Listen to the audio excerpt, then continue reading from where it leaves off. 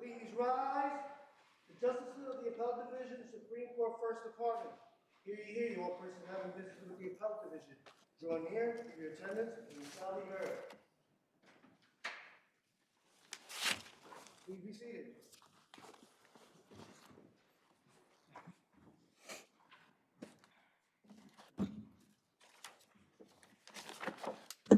Good afternoon. Welcome to our courtroom. We're happy to see you all here today. This is the second day that we have been open for live arguments, so we're looking forward to the experience. I'm about to call the calendar.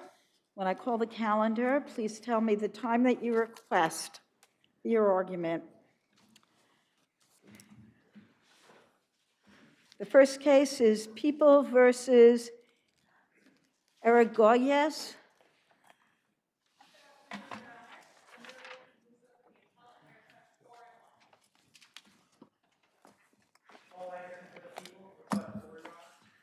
Four, 1, and 4, granted. The second case, Del Grosso versus Mccain.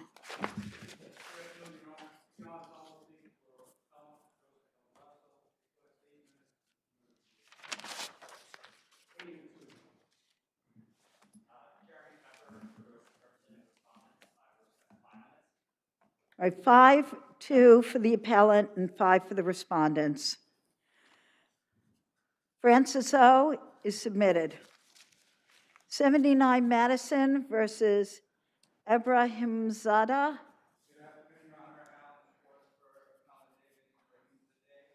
Zadai. We have a respondent. For the respondent, Jonathan Moore, 79 Madison LLC, requesting 4 minutes, please. The appellant gets 5 and 2. The respondent gets 4. Hefty Housing.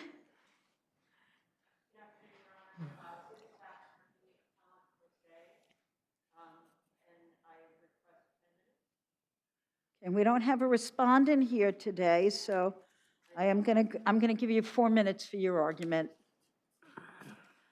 People versus Rommel B.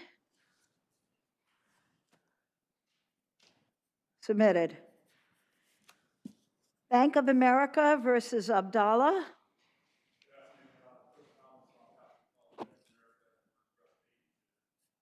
8 and 2. And go ahead. He requested 8 and 2. I didn't give it to him yet, but. Okay, and I'm going to give the appellant 5 and 2, and I'm going to give the respondent 5. Al-Shami versus the City University of New York. Counsel for plaintiff appellant Muhammad Al-Shami requests 5 and 2. We have a respondent.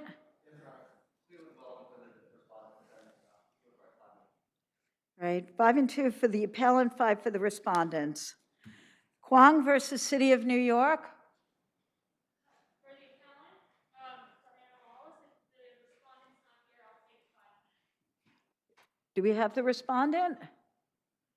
All right, we'll give you 5 minutes. People versus Jamel Hunter.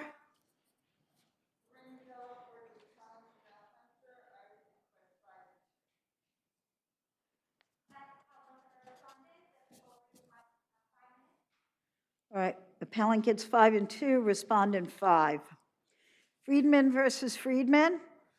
Good afternoon, Your Honor. For appellant, Thomas Kretschmar, respectfully request 5 and 2. Good afternoon, Judge. Initially, for respondent, respectfully request 8 minutes. All right, I'm going to give you 5 and 2 for the appellant, 5 for the respondent. People versus Nestor Suazo Lopez.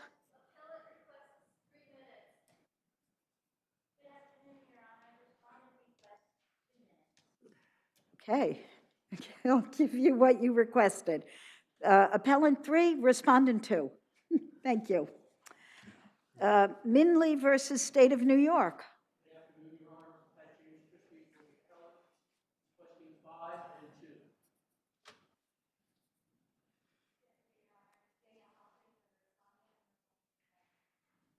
2. Okay, you have 5 and 2 for the appellant, 5 for the respondent. Wellspring Capital versus Iron Shore Specialty. Good afternoon, Your Honor. Ronald Schiller for Iron Shore Specialty, the appellant, question 82. Good afternoon, Your Honor.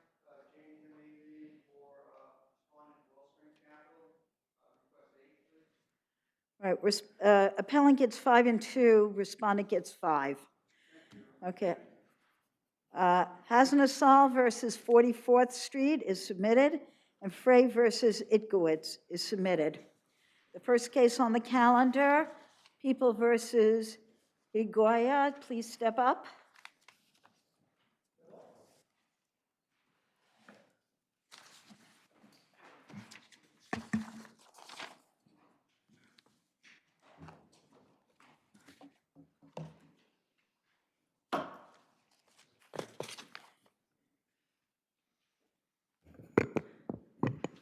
You may proceed. Good afternoon, and may it please the court. My name is Amelia King-Musa, and I represent appellant Hubert Erigoles.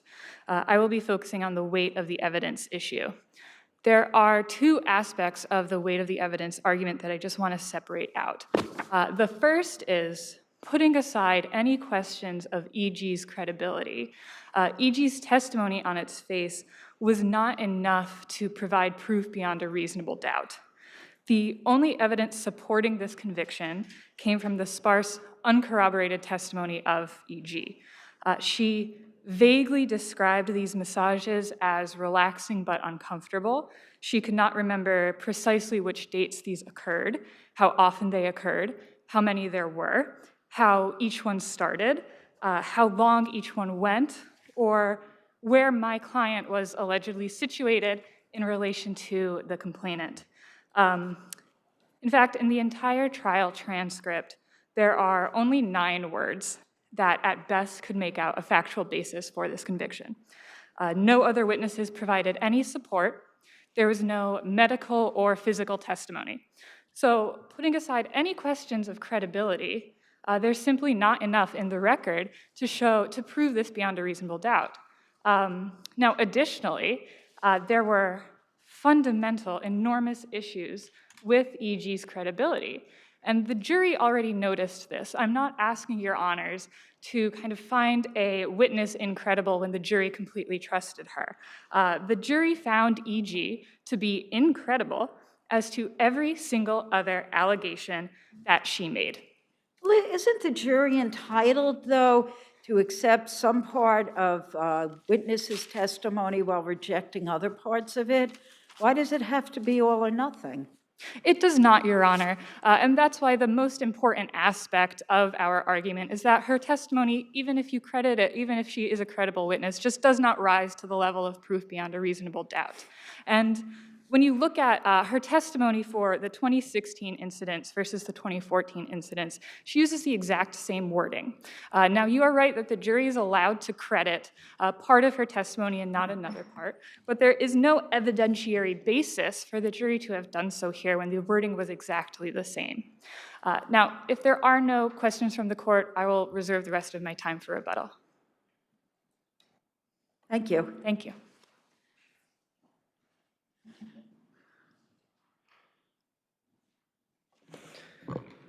Good afternoon, and may it please the court. Paul Anderson for the people. Your Honors, defense counsel takes issue with how a 14-year-old girl testified over the course of 3 days to conduct that occurred to her when she was 9 years old. Yes, this testimony was sparse, but it was at the beginning of her testimony when she's recounting the series of acts that occurred against her, and they were clear and unequivocal, and there is nothing that contradicted that testimony. Yeah, and even then, later on, under cross-examination, on pages 639 and 640, up on 637 to 645, she still stuck to that same exact version of events, in that she was in this room alone with the defendant who engaged in a course What's of... your explanation in terms of the appellant's argument for the fact that, on the whole, the jury seemed not to credit the witness's testimony? I mean, you know, charged with a lot more serious and a lot more crimes, and mostly there are no convictions on those. Yes, Your Honor, I agree. This was I think the indictment had more than 30 counts on it, and yes, the jury rejected the vast majority of those counts, but I think looking back and trying to get into the mind of the jury of why they didn't find that the people proved their case beyond a reasonable doubt isn't so much that they found this witness incredible, it's that they balanced how this witness testified, and yes, towards the more serious counts later in her testimony, they were very vague and uncertain, and I think the jury saw the difficulty in how she could try to testify to those actions. And I think when she's referring to the conduct that occurred in May of 2017, it was very difficult for her to express, and very difficult even for us reading a cold transcript of what specifically she was talking about. And I believe, yes, the jury did have difficulties with that, but looking back at the testimony at issue relating to the conduct they chose to convict on, she was very clear, unwavering under cross-examination, and the jury was free to decide that, yes, they could be justified in finding that this was proven beyond a reasonable doubt. And Does it matter here that the counts that they chose to convict on were based on earlier events than the later events that there were charges on, where the expectation might be that it's more difficult to remember things that were a longer time ago? Yes, Your Honor, there were two endangering the welfare of the child counts. One was for the May 2017 conduct, and this one was for the April-May 2014 conduct. But once again, once she got to that May 2017 conduct, it was towards the end of her testimony over multiple days, and after she has just been describing the more serious conduct. And also, additionally, there was a key fact that was different between these two counts, and that she testified that her younger brother was in the room here, and that's something that defense counsel leaped on and highlighted extensively to the jury. But in this first instance, when she was just on the stand, just described this conduct clearly and without any ambiguity, and then under cross-examination, when defense counsel had the chance to probe and see, and I think constantly kept saying, but your mother was in the apartment. Yes, but she was in the bathtub in another room. So here, the jury saw how she was able to hold up under cross-examination, and the verdict they came with, and finding him guilty beyond a reasonable doubt for that conduct, is justified here. And there's nothing here that that suggests they misweighed the evidence here. And if Your Honors have no further questions, I ask that you affirm. Thank you, Counselor. Rebuttal?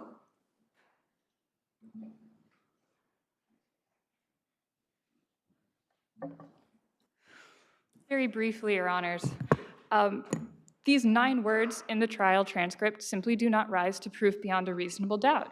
As my adversary simply, just conceded, the testimony is vague, it's sparse.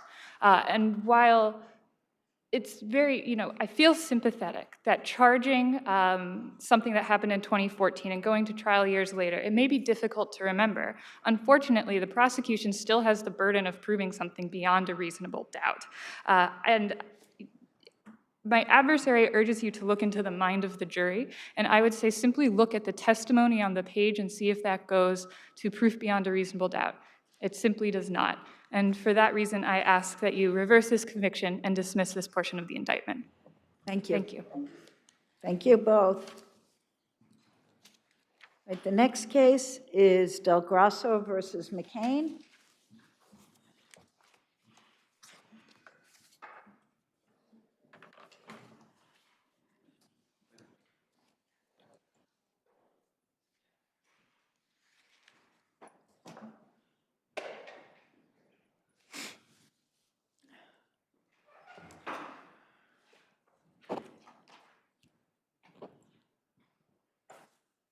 You may proceed. Thank you. Good afternoon, Your Honors.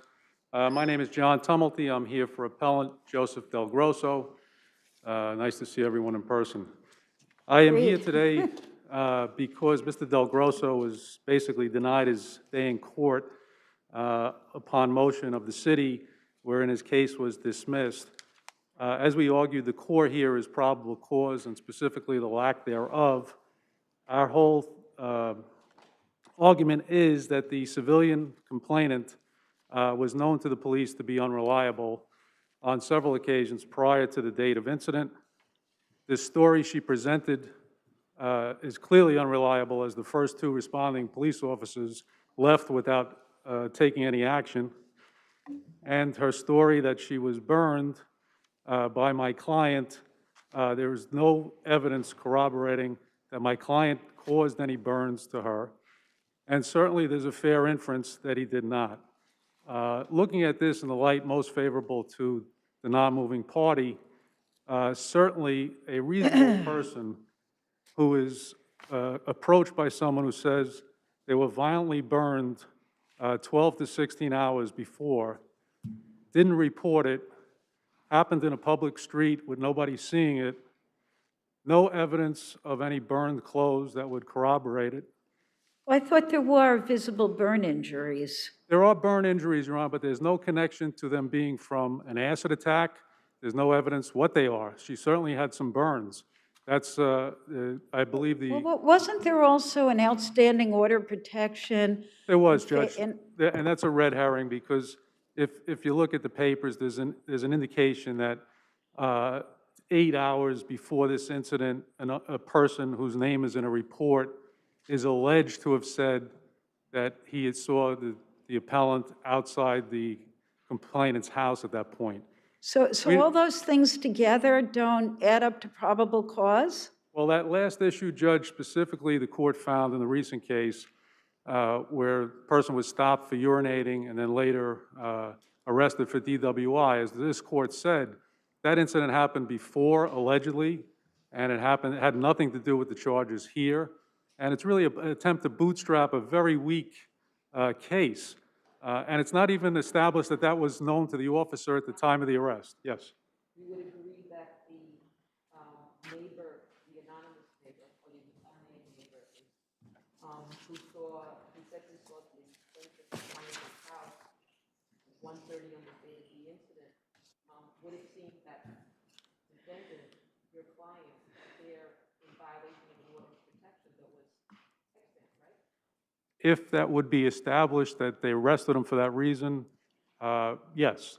They would have to establish who the person is. Does he know Mr. Del Grosso? Was it actually Mr. Del Grosso? There was no identification procedures. It's merely a statement that someone alleged 8 hours earlier in the day, they allegedly saw him in the vicinity of her home. There's no details on that. It's a hearsay statement in a police report made after the arrest. So you see, so one of your arguments, of course, is that the police should have recognized that there was a history here. But there is, am I right that between 2001 and 2008, the plaintiff was investigated for domestic violence 5 times and arrested 3 times?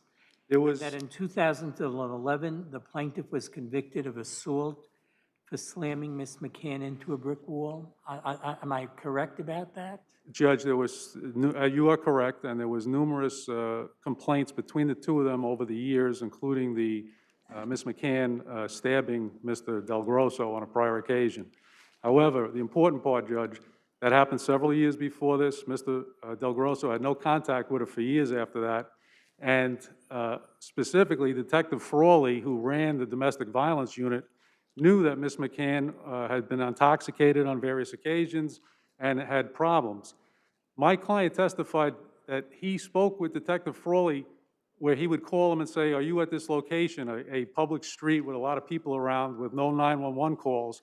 And he said no, and Detective Frawley made no arrest on felony complaints on this same complainant. Now, the respondent will say, well, Detective Frawley said he doesn't recall that, but that's just a question of fact. My client recalls it, and there are police reports alleging serious complaints against him by this same person with no action taken, which would corroborate my client's version that the police were well aware that Ms. McCann made up fantastical allegations. And this one, if you believe, just listening to her, says she was unconscious for 16 hours. For what reason? There's absolutely no explanation. All right, I'm going to ask you to wrap up your argument. Thank you. I appreciate Your Honor's time. I'll All right, reserve. you'll have time in rebuttal. Thank you.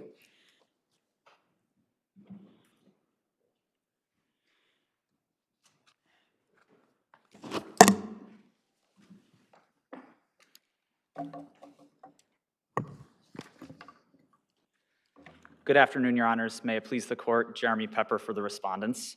I want to start by directing this court's attention to the photos located on page 460 to 466 of the record. These photos, first page in black and white, the following pages in color, depict in detail gruesome burn injuries suffered by the victim in this case. And these injuries were observed by police during their investigation into an alleged assault perpetrated by the appellant. These photos are one of several pieces of evidence that were in the possession of police at the time of appellant's arrest, that provided ample probable cause for his arrest. And they clearly refute the appellant's claim that there was no evidence corroborating the victim's statements. Police also had the following pieces of evidence. They had a signed written statement from the victim describing the incident in detail, describing how the appellant pulled up in a van next to her, opened the door, screamed an obscenity at her, and splashed her with a liquid which caused burns to her left side. They had various oral statements that had been made to several different police officers in the days following the incident that were all consistent as to what happened. They had the neighbor's statement placing the appellant outside of the victim's house earlier on the day of the incident. And they had knowledge that there was a valid order of protection ordering the appellant to stay away from the victim. They also had knowledge of his prior conviction of assault. Appellant argues that the victim had various credibility issues. Now, whether or not this is true, he has provided no evidence that that information was in the possession of police at the time that they arrested him. Appellant's arguments are based completely on his own self-serving statements and have no support in the record. He deposed 4 different police officers, and not one of them explained a knowledge as to any of these alleged credibility issues. Appellant mentioned that Detective Frawley knew this victim to be regularly intoxicated. That's incorrect. He testified that one time he saw her intoxicated. And for that matter, Detective Frawley was not involved in this investigation. So Well, whether or not... I actually think the intoxication may be a red herring because it doesn't mean that she wasn't a victim of domestic violence, that there wasn't probable cause just because she had problems with alcohol. I agree completely. I don't know why the police would have to make a credibility determination. I agree completely, Your Honor. I was just trying to address his arguments. Yeah, I understand, but I don't even see it, I don't understand it, quite frankly. People with mental health issues and people who are under the influence of alcohol are no less entitled to the protection of police. And it doesn't necessarily on its own lead someone to think that they're lying. I just want to note quickly that there's an alternative route to probable cause. As Your Honor mentioned briefly, the appellant's presence outside of the victim's house represents a violation of an active order of protection. And as the Supreme Court held in Devon Peck v. Alford and the Court of Appeals has held in People v. Reed, there is probable cause to arrest as long as police are aware a crime has been committed, even if it's not the crime that's eventually charged. So I would submit that the below order granting summary judgment to the respondents should be affirmed because there's 2 separate avenues of evidence by which police had probable cause to arrest the appellant. If there are no further questions, I rest on my brief. Thank you. All right, rebuttal? Thank you, Your Honor. Your Honor, as to these gruesome burns that corroborate that she was had an acid attack thrown at her, she did not go to the hospital until the next day. 2 police officers responded to her residence, spoke with her. She declined to go to the hospital at that time. A reasonable police officer, I think in this case, Judge, you had 2. They showed up, they talked to her, they found her incredible, and they left. Counsel, Yes. was your client indicted by a grand jury? He was, Your Honor. He was indicted based on what was presented at that time. Also significantly, Judge, at the time of arrest, he presented an alibi. His daughter was with him at the time of the events. The police took no action to talk to her. So this is not a case where there's, again, I didn't hear any corroborating evidence. Doesn't the fact that there's an indictment raise a presumption that there was probable cause? It does, and I think his speedy acquittal, Your Honor, certainly shows that that presumption can be overcome in this case, that there was no probable cause. Well, you would have to show that somehow the police perpetrated a fraud. Well, Judge, on this motion, Detective Butel, who's the arresting officer, has not been deposed in this case. He has not appeared in this case. He has given no testimony in this case. My client says he told him extensively about Ms. McCann's psychiatric problems, about the false allegations that she made against him. They're corroborated by police records where there's no arrest on those. And so But what about all the other evidence that they had? The photographs, the statements, the statement from the complainant, the statement from the witness, and the order of protection, and the fact that there was a history between your client and this complainant? Well, as the court has recognized, Judge, I think whether there's a history or not, we're going to have to look at each individual events. And the fact that they had occurred previous, and admittedly, there was back and forth arrests between the two of them, but that stopped several years before. There is burns, Judge. There are photos of the burns, and there is the complainant's fantastical story. There is no corroborative burned clothes. There are no witnesses. There's no 911 calls. There's a delay of over almost a day in reporting. I'm just not sure that that goes to probable cause. It may go to why eventually he was acquitted of the charges. Well, the charges didn't go forward, but we're talking about probable cause at the time of the arrest. And Judge, with all due respect, Your Honor, that's not really a question. It's just an observation. But I'm going to let you finish up. Thank you. Appreciate your it. argument. Judge, would a reasonable police officer at least inquire, well, you say you were unconscious for 30 hours. Why is that? And we know later that on her phone there was 30 calls made during the alleged period of unconsciousness. This is just basic police work. There's no evidence of any acid on the scene. There's no physical evidence at the scene. There's no evidence of anything except she has a burn on her arm and Well, body. again, you may be going to the quality of whether it was prosecutable, whether they could win at an ultimate trial. But the question for us is much simpler than that, and that only has to do with probable cause for the arrest. And I don't know that they need a full prima facie case that they knew was going to be successfully prosecuted to have arrested this man. And the fact that there was an outstanding order of protection, there was corroboration to her story in terms of objective burns, that there was a history, maybe it went both ways, but there was a history of violence between these folks. There was a conviction for assault that was against him in favor, where she was the victim. I just don't understand how you could contest that there was probable cause for his arrest. My observation. But thank you. Thank you, Your Honor. Yeah. Okay, the next case for argument is 79 Madison versus Abraham Zadai. I may be pronouncing that wrong. But in any event, Justice Friedman has recused himself and will not be here for the argument.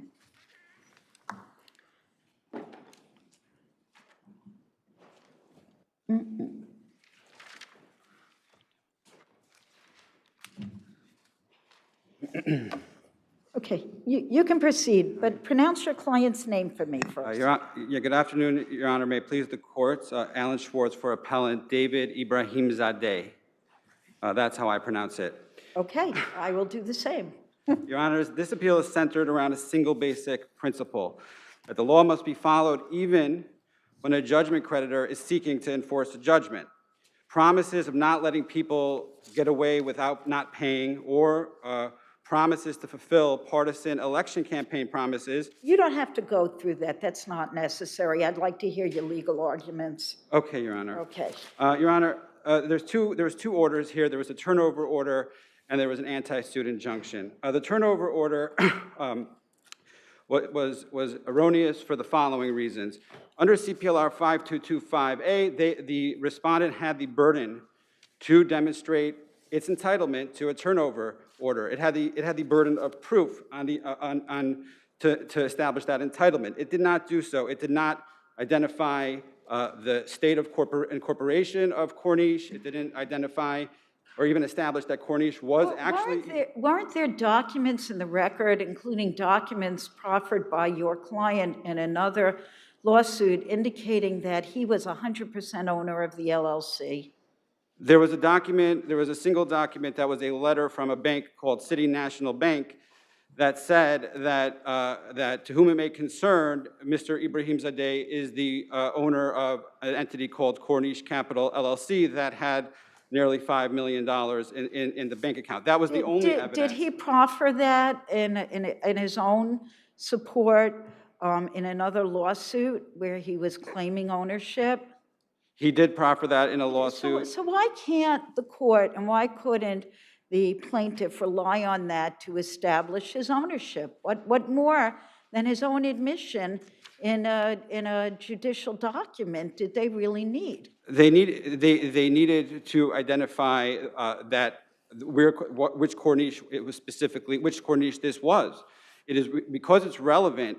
The law of the state of incorporation is relevant to the remedy, whether you can have it. I actually think that's a different issue. You know, I know you have a remedies argument, but we're going to the basic issue of did he own the rest? Did he own it? And if he owned it, then we get on to the collateral issues that you raise about what are the remedies, assuming he did own it, through a turnover remedy. But, Your Honor, I believe that actually is not established. What was established was that Mr. Abraham Zadai owned an entity called Corniche Capital LLC, but not which Corniche Capital LLC he owned. And again, there's no right under 52(5)(a) to a general turnover order of all of a debtor's property. You have to identify the particular property that's owned. So I would respectfully submit that doesn't actually establish. It did establish that a Corniche was owned by respondent, appellant. It didn't establish which Corniche was owned by appellant. That being said, Your Honor, the law of the state of incorporation is relevant here under LLC Law 801, and no one, neither the motion court nor respondent, challenged the general applicability of LLC Law 801 to out-of-state LLCs. Which Corniche are we talking about, and where was it incorporated? Excuse me, You said there were multiple Corniches, so which one did he get a turnover order from? Where is it incorporated? It's unclear, Your Honor. We put forth a printout from the Wyoming Secretary of State that showed that there's a Wyoming Corniche that lists appellant Abraham Zadai as the organizer of that Corniche. In reply, respondent put a New York Department of State printout which showed that there is no Corniche registered in New York State, incorporated, I should say, in New York State, and the only Corniche that's registered in New York State is a Delaware Corniche. And so the only two Corniches that were before the motion court were either a Delaware Corniche or a Wyoming Corniche, both of which the law in both of those states is that a creditor is limited to a charging order, and there's no right to take away or turn over or change the identity of the corporation. Now, Your Honor, besides for that, even under New York law or applying New York law, there's no right to a windfall under CPLR 5225. There was evidence here. The only evidence that was in front of that the motion court had was that a Corniche had over $5 million in assets. And Your Honor, I see that my time is up. So. Okay, thank you. We have your briefs, so we're well aware of the arguments. Thank you. Let's hear from your adversary. Good afternoon, Your Honors. Jonathan Borg for the respondent, 79 Madison LLC. May it please the court. It's wonderful to see everybody in person. We're dealing with one thing we happen to be all agreeing on today. Go ahead. One thing all lawyers can agree on. Yeah. We're dealing with a case involving a recalcitrant judgment debtor who utterly prevented any post-judgment discovery from occurring. CPLR 5225A provides that a judgment creditor may file a motion in the underlying action in which the judgment was entered for turnover of property belonging to that judgment debtor. As Your Honor noted, the judgment debtor specifically set forth in another proceeding filed in Suffolk County that he was the sole owner of Corniche Capital LLC. Turnover is a mandatory remedy, subject to the court's discretion under CPLR 5240, which may either limit or expand the relief under CPLR 5225 or any other judgment enforcement mechanism under Article 52. Here, the court ordered direct turnover of the asset, of the race itself, because the judgment debtor owned it and because the judgment debtor was actively interfering with enforcement of the judgment. There was no affidavit submitted by the judgment debtor himself, whether it was for whatever reason, we don't know, but it was his choice not to submit an affidavit. He did not dispute ownership. He did not set forth the state of organization. He did not set forth the valuation. The affidavit of the judgment debtor would have been the best and, frankly, the only evidence, the only one with personal knowledge of this information. The affirmation submitted by an attorney on his behalf, setting forth merely a document that said the judgment debtor was an organizer of a company of that name from another state, has no relevance, and the court properly found that there was insufficient evidence to support that argument. The race was sufficiently identified in the turnover motion by the judgment creditor. The analysis under LLC Law 607 is incorrect. The statute specifically says that the judgment debtor's interest may be charged. Right, it's not mandatory. Correct. Right, and it doesn't appear to cut out other remedies that the judgment debtor may otherwise have against an LLC. That's exactly correct, Your Honor. We're not seeking a windfall. There was no attempt to value this company at anything in excess of the judgment.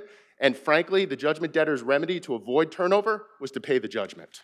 With respect to the anti-suit injunction, the judgment debtor abused the process by attempting to attack the judgment collaterally in Brooklyn. It had prior success in another matter before the same judge that the corollary action was filed in Brooklyn, and it engaged in forum shopping. There's no constitutional issue, there's no due process issue. We're not seeking to prevent the judgment debtor from in any way contesting the propriety of a subpoena, only that he do it in New York County where the judgment was entered. Thank you, Your Honors. Okay, thank you. Rebuttal? Yes, Your Honor, thank you. Your Honor, there's no basis in any law that says that because a party filed a motion for a protective order, that entitles the judgment debtor, judgment creditor to a windfall of potentially $5 million. The New York LLC Well, how do we know it's a windfall? we don't know, but the only evidence that's before the court is that it's a windfall. Basically, the only evidence before the court is that there's $5 million in cash, with no other evidence. And CPLR 5225 is very clear that it's supposed to go to the sheriff for No, actually, personal property is supposed to go to the sheriff for auction, not directly, precisely for this reason, because there's no way to know what has been satisfied from the judgment. Does he still owe all the money? Does he owe none of the money? What does he owe? There's no way to know it with this kind of order. Furthermore, the LLC law does say that the judgment creditor has no right or remedies with respect to the assets of the LLC. Now, Your Honors, with respect to the anti-suit injunction, appellant filed a motion for protective order. The CPLR gives the remedy, which is to make a motion to change venue, a demand to change venue. That was not made. This court was very clear in Ludlow that even when the allegations supporting venue are not even facially sufficient, the motion still has to be made in the challenged county. And this is what it says in the Ludlow case. The lease provision was a two-sided provision that was relied on. It can't be interpreted in a one-sided manner that only applies to the judgment debtor. And finally, there's serious constitutional and comity principles with the overbroad nature of that order, which facially bars the judgment debtor from defending himself or filing petitions and actions. Thank you, Your Honor. I'll rest on my brief. Thank you. Great. Thank you. Thank you both. Okay, Hefty versus New York State Division of Housing and Community Renewal.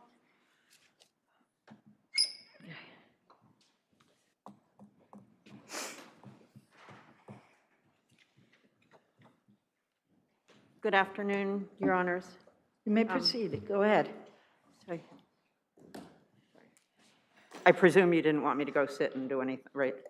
There's I'm nobody sorry, else. I I presume you didn't want me to go sit and start from there. No, you're fine. It's only you on this case. That's So, why right. I didn't So you quite- have, right, go ahead. You have your 4 minutes, and the lights will come on to guide you when your time is up. And I presume okay? the red is when I stop. That is correct. Okay, thank you, thank you. Go ahead. And actually, I'll start your time again. Go ahead. Okay, thank you.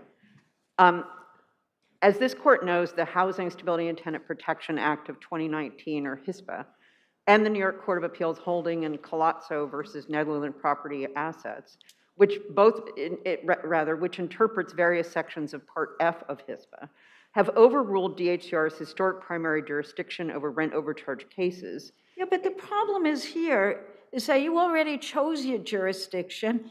You were before the DHCR. They made a decision that you didn't agree with, and that's fine. And then you brought in Article 78. You never brought a plenary proceeding. And I know you're pro se, but that would be a direct proceeding in the Supreme Court. That's not how you proceeded. So the other side argued, and the court believed, that you had already chosen.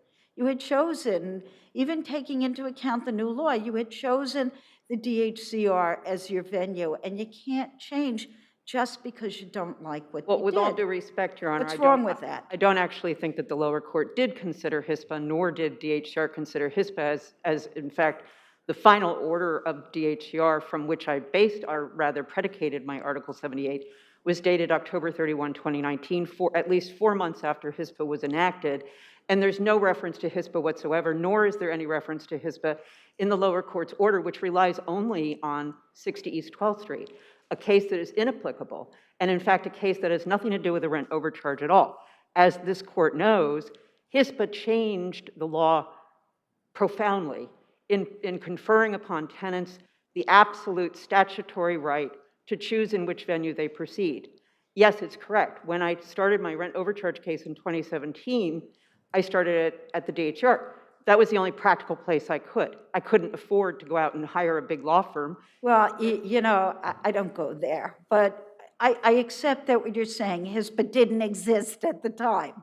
Right. Yeah, but there were so I didn't doctrines. have that Well, I don't know. The people were still bringing direct proceedings, but HISPA didn't exist. So the right wasn't crystallized in a statute, that's for sure. And the case that's, sorry. Go ahead. And the case that's cited by the lower court, again, is not a rent overcharge case. And in that case, the court points out specifically, even in that case, which is actually a case where an owner was applying for an MCI rent increase for work done on the exterior of a building, i.e. reappointing the exterior of a building. And in that case, rather, let me say it this way. The only thing instructive about that case is the fact that in that case, the court correctly points out that on remand, the DHR cannot take in new evidence. New evidence indicates a new proceeding. That's the heart of my argument, that when they asked for a do-over, an opportunity for a new proceeding in which they plan to take new evidence, and they have already asked for new evidence that was in, and all the evidence, by the way, was in the record. All they had to do was look at the fraudulent conduct that I painstakingly demonstrated, but they refused to look back before 2003 because they said, no, that's a look-back rule, and that look-back rule was overruled if there's fraud, and there's fraud. So they came up with a circular argument that really, I believe, is not grounded in New York law anymore. It's not anymore New York law. Matter of Regina, they keep bringing up Matter of Regina.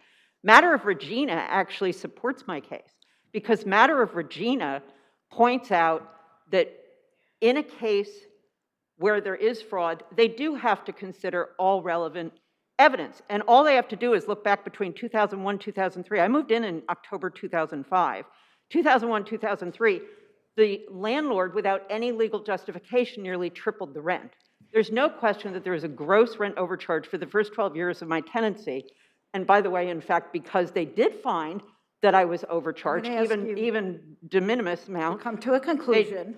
they should have also ordered that my attorney's fees be paid, and I wouldn't be standing here shaking like a leaf in front of you. No reason to shake like a leaf, but Well, thank I don't you. know what I'm doing, so it's very Yeah. stressful. And it's my home, so it's very stressful. And the last place, and I mean, I can't possibly prosecute my counterclaims at DHCR. They have no jurisdiction over contracts. They have no jurisdiction over torts. And half the other people in my building want to join in the case. It makes no I mean, it's not judicially efficient to do it that way. We'll have parallel cases, and I'll be bringing appeals for the rest of my life. All right, we have the briefs, and we're familiar with the case, so thank you. Thank you. Thank you for your time, Your Honor. Sorry if I'm... There's no reason to apologize. Thank you. Okay. People versus, oh, it's submitted. Bank of America versus Abdallah, next case.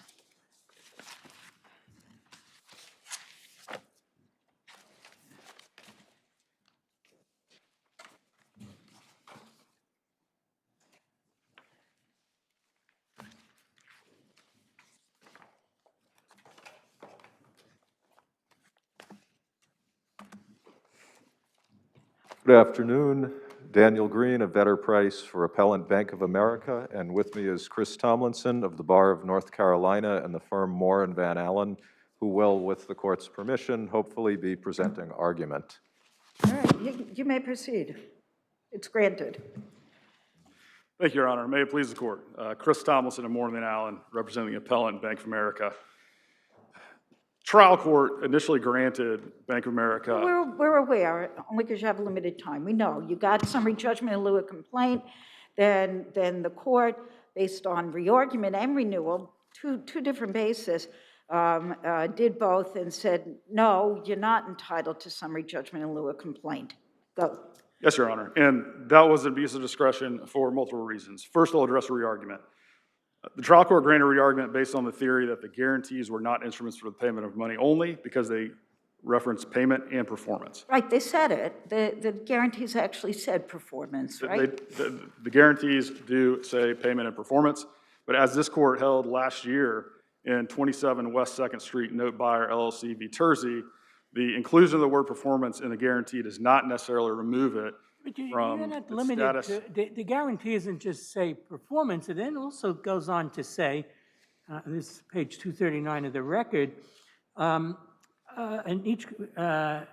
all other obligations. It's after speaking about all the money aspects, and then it goes on to say, and all other obligations. And it does, it just, as you... So this isn't a guarantee which looks to just the payment of money. And so actually, the guarantee one, it's guarantee hereby guarantees the prompt payment and or performance of all indebtedness, obligations, liabilities of customer at any time owing to sublessor or lessor in a principal amount equal to $25,600,000. It's for the guarantee of payment. And the point is, for Bank of America to prevail, doesn't it have to prove that it sold the aircraft at a proper auction for net proceeds of $7.4 million, which were received on May 30th, 2017, so as to be in a position to even able to calculate what the interest on this would be? And is that the sort of relief which you get in a 3213 motion? yes, Your Honor, because the bank does, by admissible evidence, show exactly what the interest was and that it sold the aircraft. And how do you show it? Was it a proper auction? Yeah, well, the commercial reasonableness of the auction is, number one, a defense that they've waived, and number two, they would have to, we put forth The burden a on prima this, facie the case. burden on this is, after all, on you. You are the movant. You're correct, Your Honor, and the bank met that burden by submitting evidence that the bank sold the plane at an auction that was commercially reasonable. It didn't have to prove that, but it did, and they submitted no evidence whatsoever rebutting that. And because the burden shifted to them, and so they met that burden.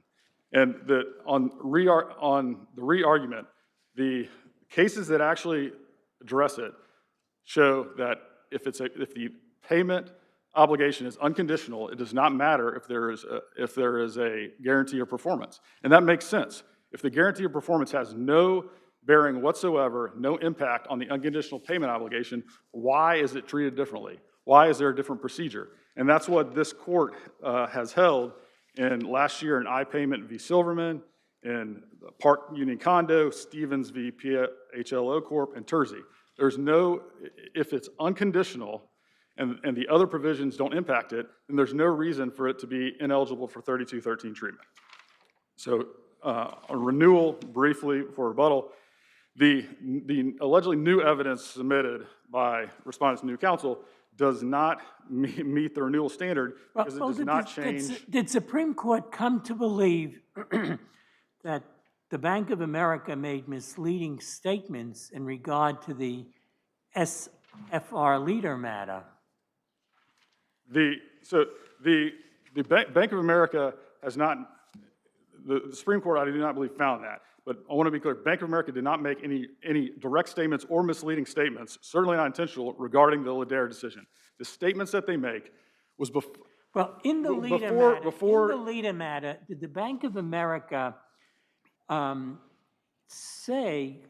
the tax authorities in Brazil to believe that the Bank of America would receive no further payments on these leases? Absolutely not. There's no evidence of that whatsoever. None. And Bank of America did not say that. They have said they want discovery to see if the bank said that. But the record does reflect that, and the transcript of the interchange about this between Mr. Tomlinson and the court, that the court came to believe that it may have been misled as to the whether or not Bank of America was avoiding a fine by representing that they would receive no further payments on these leases. Your Honor, there was nothing in the record regarding Bank of America ever stating that it would not receive any more money. And the SRF proceeding was against the respondent. I want to be clear because I didn't say that. What I said is that the Supreme Court came to believe that. I didn't say you said that, and I didn't say you did that. What the record reflects in whether Supreme Court was justified in granting renewal. So Supreme Court came to that belief, whether it was correct or incorrect, but the court came to believe that it may have been misled about that. My reading of what the Supreme Court came to is it referenced the statements regarding the news article, which was which the letter was in response to respondents' new counsel submission of the news article under CPLR Rule 18, and that the bank did not make any representations regarding that it would not receive any more payments on this lease. Well, actually, what I understood about what the Supreme Court did is there was the news article. The news article indicated that there was a decision from concerning the claims of the Brazilian taxing authorities, that there was a written decision, that there was a whole kerfuffle about turning over that decision, that the decision was ultimately turned over to the other side, and that in the decision itself, it indicated that the reason that the Brazilian taxing authorities was not going to tax and/or penalize the Bank of America was because they were not getting further payments on the lease. And that what she was getting at is that then there needs to be at least discovery on the issue of what you did say, which we don't know, you know, but we don't know, what you did say to the taxing authorities for them to come to this conclusion, and whether there was an issue of judicial estoppel and/or whether there was otherwise a defense of illegality because the underlying agreement may have been a subterfuge, making it look like a lease when it was really a sale. So I think it's really what the court did below is a lot more nuanced than what you're saying. And I can't quite understand when you say, we never told them that we were not going to get more money. Maybe that's true and maybe that's not. All the court below was said, there's enough here that it's not summary judgment in lieu of complaint. You don't get it automatically. Let's have some discovery and see. And so I actually have issues with your characterization of what the court did below. So one quick clarification, because I think this is important, because what you're referring to are actually two different decisions. The first decision was the SRF decision regarding this aircraft. And there was no issue with that. The the respondents had had that the entire time. They were the actual parties to that. They knew that the SRF found that But whatever happened with this plane may have been inconsistent with what was represented on the lighter matter. That's the point. Yes, you may have obtained that relief from the taxing authorities in Brazil as to this plane, but that really wasn't, that relief wasn't warranted in light of what your position is or was in the lighter matter, and therefore to point to that taxing decision in this case as closing off the defendants and giving you 3213 relief doesn't exactly work out. Well, Your Honor, it was actually the respondents who were the named defendants in the SRF proceeding, not the Bank of America. And so what the lighter decision... It's your lease, is it not? I mean, it's you who have the tax, the Bank of tax America, problem. There was a sublease to respondents, that's correct. And what the SRF was looking at was whether it was the intent of the respondents was to lease the airplane, or was it all about the purchase option at the end? And after the SRF looked at, the decision has always been there, they've always had it. After the SRF looked at all the documents, all the lease documents, they determined we are not finding this lease. But they didn't always have the SFR leader decision. It's the SRF? The SRF? No, the respondents. And it was a different aircraft. It was different from their lease. And what they're arguing now is that they should have been held liable. In what way were those leases different? In what way were those leases different? The reason that the SRF in the Ladair decision did not find that the structure itself was inherently illegal or improper. It looks at the guarantors and what they've represented and whether they are actually leasing the aircraft, which is, if that's the purpose, that is fine, or if it's really trying to do an end run around and the whole intent is to purchase the aircraft at the end. The respondents in the prior litigation represented that they had not made that decision about whether they would purchase the end, and that they had at all times taken the position with the SRF that it was legal. The SRF agreed with them. The SRF said, we are not finding this illegal, we are not finding you, we're not finding the bank. And now they're saying, oh, the SRF should find, that this court should find it illegal even though we got off the hook with the SRF.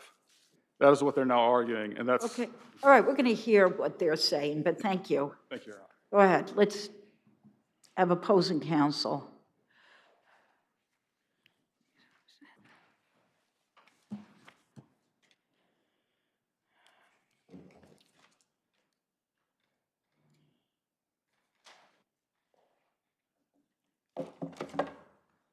You can proceed. Thank you. Good afternoon, Your Honors, and may it please the court, Adrian Koch for the respondents. By the way, just before you get, were the leases different in Leader and this case? We don't know, Your Honor, and that is exactly what we're trying to get discovery to determine. The lease structures, these leases were structured by the bank as take it or leave it deals. We believe that all of these leases, and there was a group of 24 or so of them, were the same. And we believe that what was found unlawful in the Lidera decision was the structure of the lease that was materially identical to our lease. But we are seeking discovery in order to find out for certain. The bank says they were different, but we don't have the underlying transaction documents in the other transaction to determine that. And the SRF found the transaction, the structure. But it's your position that in material respects, it's quite likely they're probably identical. That is our position.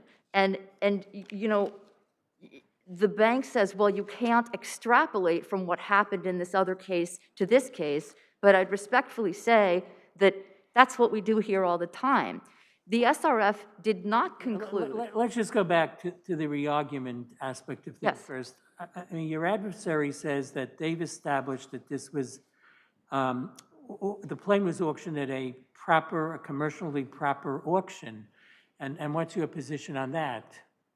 Your Honor, the evidence of that, well, two things, Your Honor. First of all, as I think you started to touch on in your questioning of my colleague, the very fact that they needed to put in this kind of evidence at all should have taken this beyond the realm of 3213. That's not the kind of thing that you get to put in on a 3213 motion. But wholly apart from that, the evidence of that, the so-called evidence of what happened at the auction is all hearsay. There's no evidence that the plane was actually sold. There is what they say is a transcript. It's not sworn by anybody who took it. It's just a report of the auction in which the auctioneer, who isn't before the court, says this is the bid that's being accepted. There's no evidence the title was ever transferred. There's no evidence as to what was obtained for how much money was obtained for the plane, or when it was sold. They say it was sold in May of 2017. The SRF decision actually says it was sold in April. There's just no competent evidence of it. And having come to the court with all of this evidence that they say demonstrates that the sale was done in a commercially reasonable manner, they can't then turn around and say, oh, we didn't have to show that anyway. That's not waivable. I want to get back to the issue regarding the performance. They are saying, gee, there were no obligations under the guarantee other than payment of money, and that our jurisprudence has interpreted those kind of guarantees as only dealing with money only. The guarantees do say that they guarantee the obligations. What obligations, other than the payment of money, are involved in this transaction? All of the obligations under the lease, Your Honor, obligations to maintain the plane, for one thing. All sorts of obligations under the lease, the maintenance obligations, the various other obligations with respect to what they had to do with the plane. And the guarantee makes this clear on its face. It actually defines the obligations. It has a long list of things, and then it says in bold, collectively, the obligations. And then it goes on to make crystal clear that the obligations that it just defined include both monetary and non-monetary. It does say that, and I'm asking you to give me an example of a non-monetary obligation that the guarantor would have had to perform. The obligation to maintain the aircraft, which is the basis on which the bank repossessed the aircraft and accelerated the amount due under the lease, which is why they're suing on the guarantee in the first place. So basically, the underlying acceleration event here was a non-monetary obligation, a maintenance obligation. You can't get much more non-monetary than that. And the language of the guarantee specifically refers to any and all obligations not requiring the payment of money. It says on its face. No, I know it says that. I'm just asking you what were they? Yes. Okay, and yes. You've given me an example. Yes, Your Honor. I want to go back to one thing. Oh, I see that my time is up. Do we have any further questions? No. All right, we have your briefs, and we know that this is a pretty sophisticated case, so let's hear rebuttal from your adversary. Thank you, Your Honor. Thank you.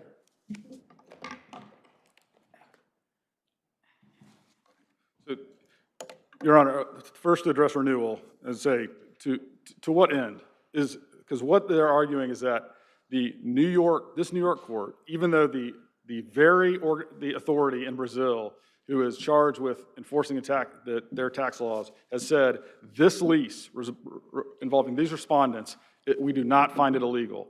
That this court and the court in New York is somehow going to say, well, they found that and respondents didn't have to pay a fine, but we're going to find that it is illegal under Brazilian tax law and that Bank of America can't enforce the guarantees. How do you answer opposing counsel's statements regarding performance and what she said your obligations were with respect to that?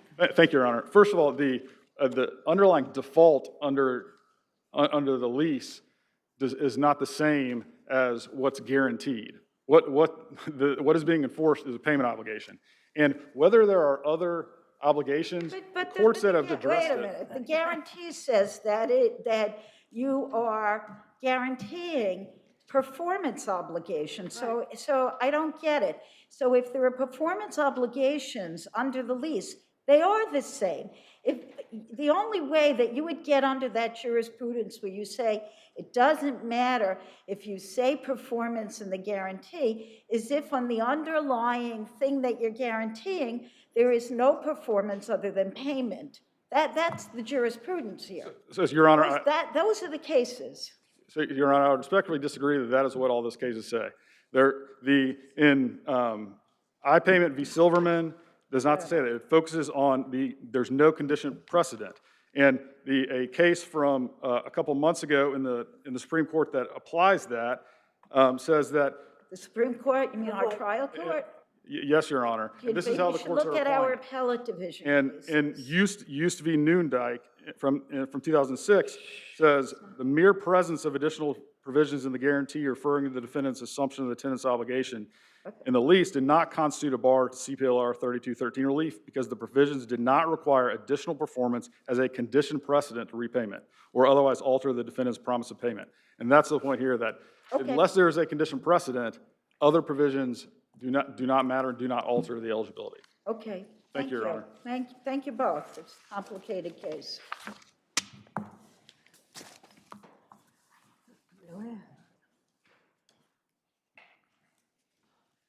Okay. Al-Shami versus the City University of New York.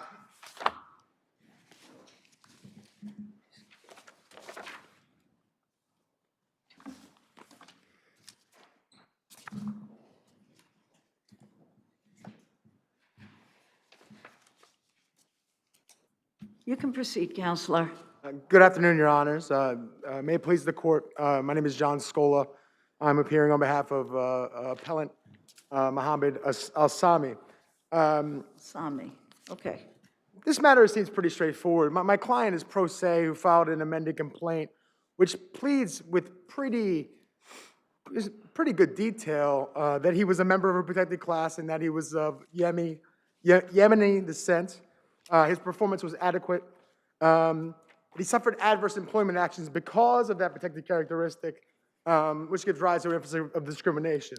The most obvious adverse employment action was denial of promotion on several occasions.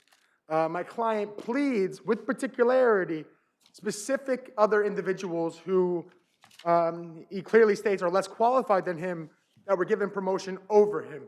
I believe that alone is enough to survive a motion to dismiss on a notice pleading standard in New York Supreme Court.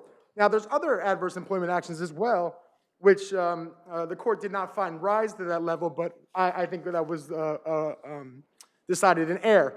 Most importantly, the negative employment evaluations. While a negative employment evaluation on its own might not be an adverse action, if that negative evaluation impacts a promotion, which is the case here, then it would rise to that level. Additionally, he received he was put on the main entrance, the assignment of the main entrance repeatedly. Before he made lawful complaints of discrimination, this assignment was assigned on a rotational basis. My client was actually assaulted there once, as it's a more dangerous post than others. While it's in the job description, if an employee is repeatedly assigned a more dangerous assignment to others, non-Yemeni descent employees, I believe that constitutes an adverse employment action. In addition, he has a retaliation claim. He filed several complaints of discrimination, two of which resulted in negative evaluations pretty shortly thereafter and a false write-up. There's a hostile work environment claim. He was subjected to several disparaging comments by coworkers in front of supervisors over a period of several years. He would fake like he was talking on the telephone to avoid dealing with coworkers who harassed him based on his protected characteristic, and it altered the terms of his employment.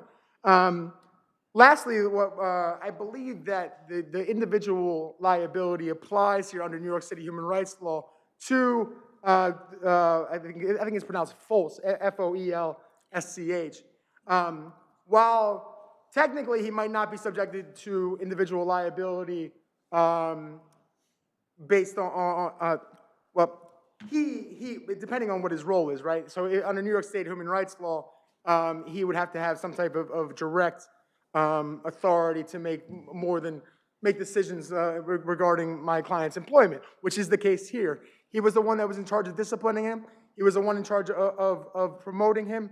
As a result, I think he's subject to individual liability under both New York State human rights law, which is more stringent, and New York City human rights law, which is more lenient towards individual liability.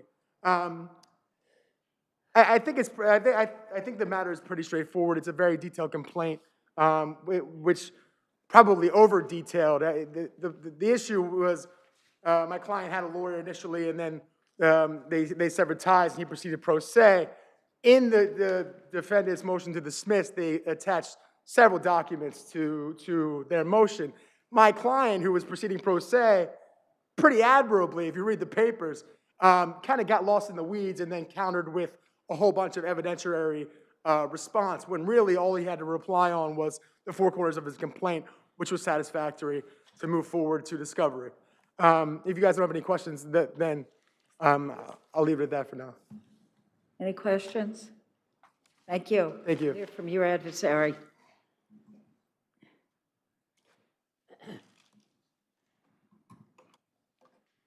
Okay, you can proceed. Thank you, Your Honors, and may it please the Court. Cleland Weldon for the defendants, CUNY and Director Felsch. Supreme Court correctly dismissed Al-Shami's claims for national origin discrimination, retaliation, and hostile work environment, because the amended complaint does not allege any basis to attribute discriminatory or retaliatory conduct to either defendant. Well, doesn't he allege that he was denied promotions because of his country of origin, where he came from? Your Honor, he does allege that he was denied a promotion, but he does not allege any concrete factual basis to believe that that was caused by his national origin of Yemen. The individuals who made that decision, Director Felsch and others, none of them ever exhibited any bias against Yemeni employees. They never made any discriminatory comments. There's no basis to infer that any of them were... If I remember correctly, didn't other supervisory employees make comments to him about his Yemeni background? No, Your Honor. There was a single non-supervisory employee, that's Mr. Ewell. He was a timekeeper. He had no supervisory authority. He was not alleged to have any supervisory authority over Mr. Al-Shami, and he certainly didn't have any role in the promotion decisions. This was just an individual that Mr. Al-Shami ran into in the hallways every now and then, evidently from the complaint. He's not alleged to have had any role in the promotion decisions. He didn't have any role in the negative evaluations that they're claiming happened, and I didn't have any role in the, didn't have any role in the complaint that Sergeant Winfrey filed against him for alleged insubordination. He had no role in any of that, and so there's no reason... You're saying his allegations against Mr. Folish, is that the name? Sorry? Or Bear? I'm sorry, Your Honor, I couldn't hear you. You're saying that his allegations regarding Mr. Folish, the Director of Public Safety at Hunter College, that those are without foundation? Is that what you're saying? Well, there's no allegation that... He's saying that Felsch and Hunter College had discriminatory motives, but there's no allegation that Felsch ever said anything that was discriminatory against Yemenis. There's no allegation that anybody else, other than Mr. Ewell, who again we just did a pleading motion here at this point. It is a pleading motion, Your Honor, but he still is required under decisions like Askin to allege actual concrete facts. He can't just say in a conclusory, vague fashion, I was denied a promotion because I was Yemeni. He has to allege some factual matter to believe that that is true. Well, would Mr. Ewell's remarks and comments go to the hostile work environment claim? Yes, in fact, they're the sole basis for the hostile work environment claim. They don't allege that anyone else at the university ever made any such comment. And Mr. Ewell was a single non-supervisory employee. He's alleged to have made 7 comments over the course of 3 years. There's nothing beyond that.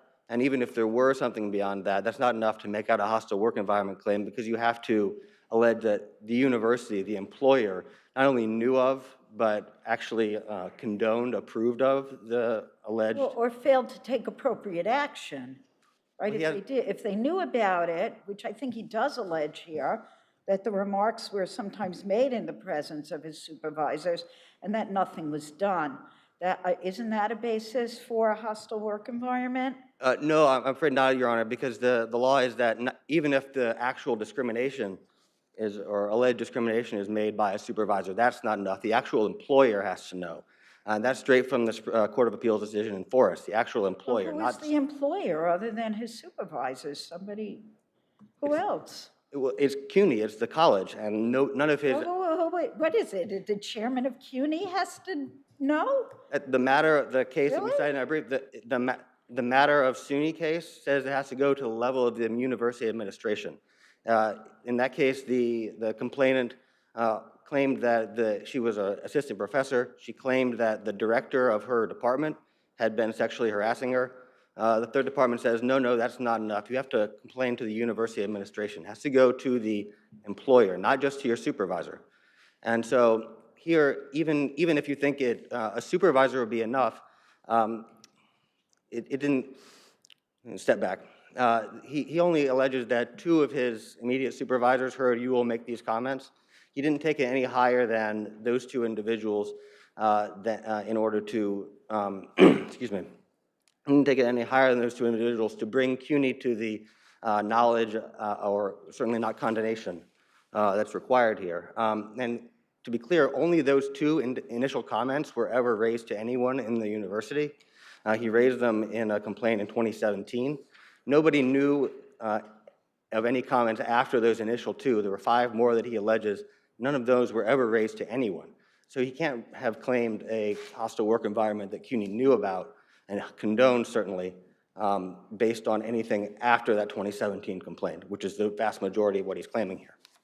If there are no further questions. Any questions? Thank you, Your Honors. We'll hear rebuttal.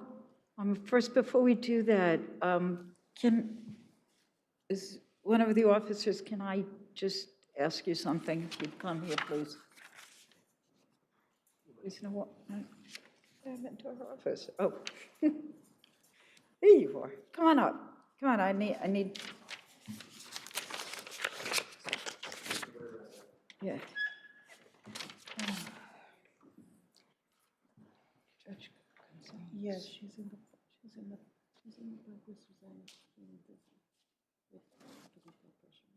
Okay, then so we'll proceed. Okay, thank you.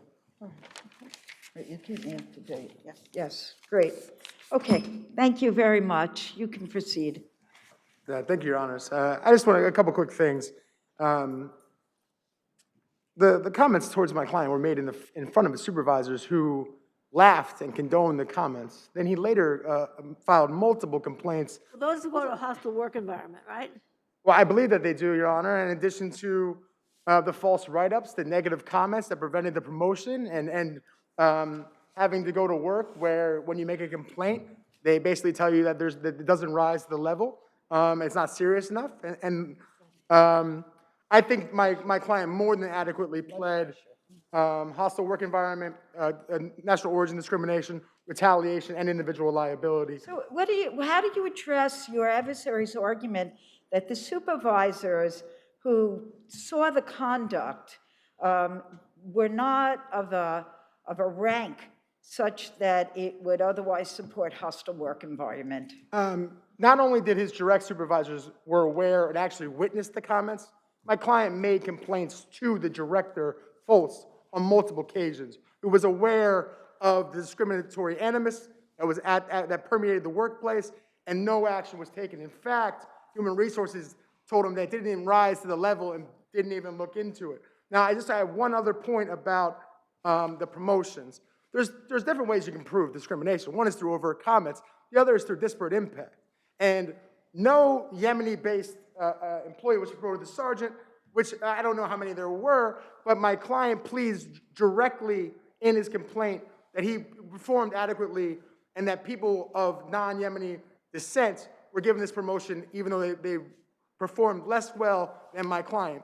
At this stage of the proceeding, taking the document and the complaint as true, my client sufficiently pled the claims as set forth in my brief. Thank you. Thank you both.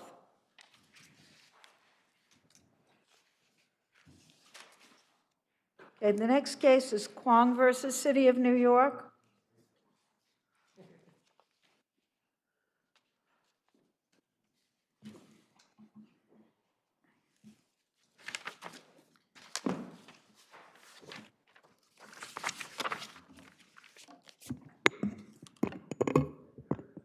Okay, you can proceed, Counselor. Good afternoon, Your Honors. May it please the Court. Diana Lawless for the defendant's appellants. As Your Honors know, we have 4 different bases for different claims for reasons that we should have been granted summary judgment on the claims. I'd like to at least start on the lack of evidence of pretext or an illegal motivating factor, because that resolves both the discrimination and retaliation claims under both the state and city human rights law. And just to frame our discussion, we kind of preliminarily do not think that the EEO investigation would have been an actionable activity to count for the discrimination or retaliation.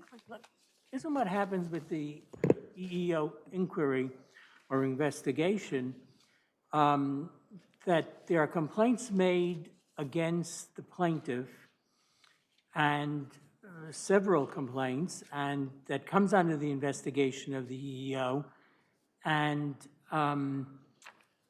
after that investigation, they find that there's not a basis to say that there's discrimination, but that the plaintiff is abusive to co-workers or subordinates and screams at them, and then shortly thereafter they remove the...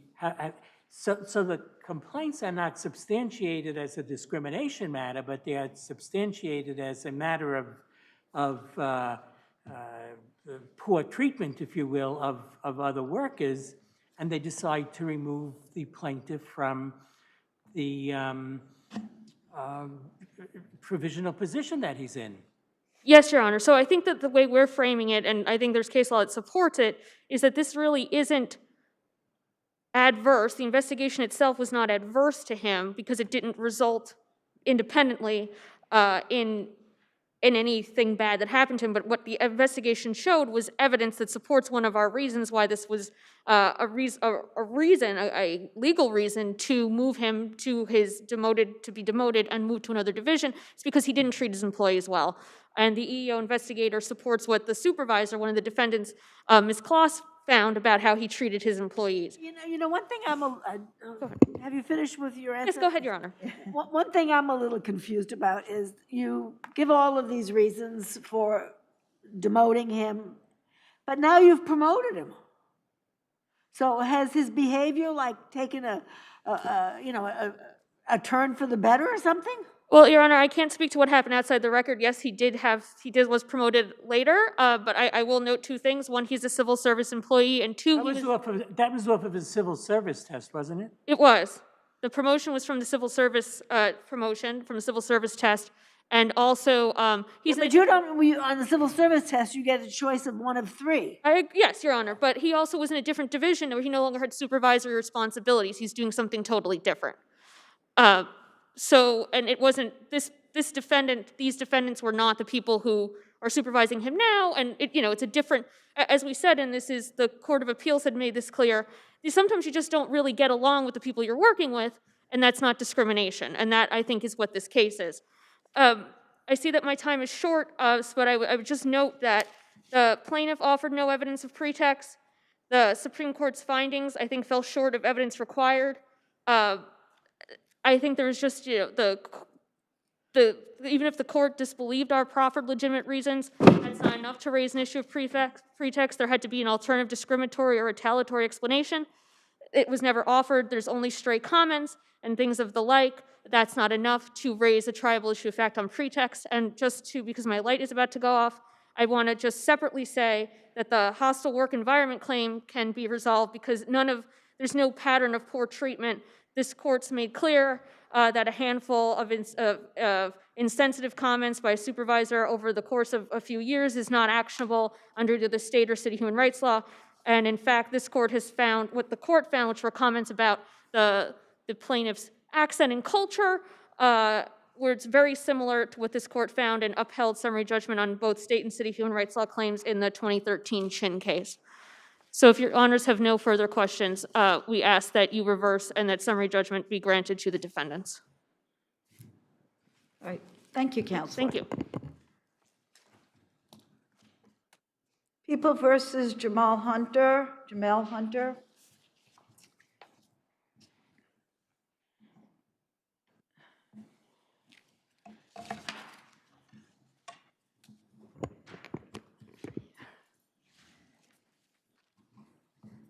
Good afternoon. My name is Lorraine Modello, and I represent the appellant Jamel Hunter. Mr. Hunter was denied his right to a fair trial when the court allowed testimony from two witnesses, Vera Williams and Selena Mitchell, about an unrelated incident that did not involve Mr. Hunter. This unrelated incident had occurred 4 months earlier, and there was no evidence that Mr. Hunter even knew about this incident. The prejudicial effect of the introduction of this testimony far outweighed any probative value. Ms. Williams testified that 4 months before this incident, the deceased, Paris Thomas, got into an altercation with one of the sisters of Mr. Hunter at a supermarket. Was there an objection by defense counsel to the admission of that testimony? Defense counsel had asked pretrial for an offer of proof as to the introduction of that testimony. After the offer of proof, defense counsel did not object. We are asking, as we stated in our brief, this court to reach the issue in the interest of justice. In the alternative, as we have submitted, defense counsel was ineffective. It's a little bit difficult for you to ask for that sort of consideration when defense counsel utilized this in summation to say that, look what a awful person the complainant is, what he had done to the sister. Well, what could he do? It's in evidence. I mean, it came in evidence. We are asking this court to reach it in the interest of justice. If not, we are asking this court to find that it was so egregious, especially given that it was not harmless error for this testimony to be admitted, that Mr. Gonzalez, that the defense counsel was in fact ineffective for not continuing his objection. Yeah, but how do we know? There appeared to be a strategic reason for this to have been used, to have been allowed, because defense counsel utilized it in summation to attack the character of Thomas. He utilized it in summation because the evidence was in. Clearly, he did not understand that after he saw something was wrong, he asks for the offer of proof. He did not understand that it still was not. He didn't understand that he had to object? He did not understand. He didn't understand that he needed to make. He did not understand that the testimony was unrelated. How could we know what he did or didn't understand without a 440 motion? I mean, you're asking us to find ineffective assistance of counsel because you think this was such an egregious error. No. I actually, but here's my other question. You said also in your argument, and I'm not sure how we get to that it wasn't harmless.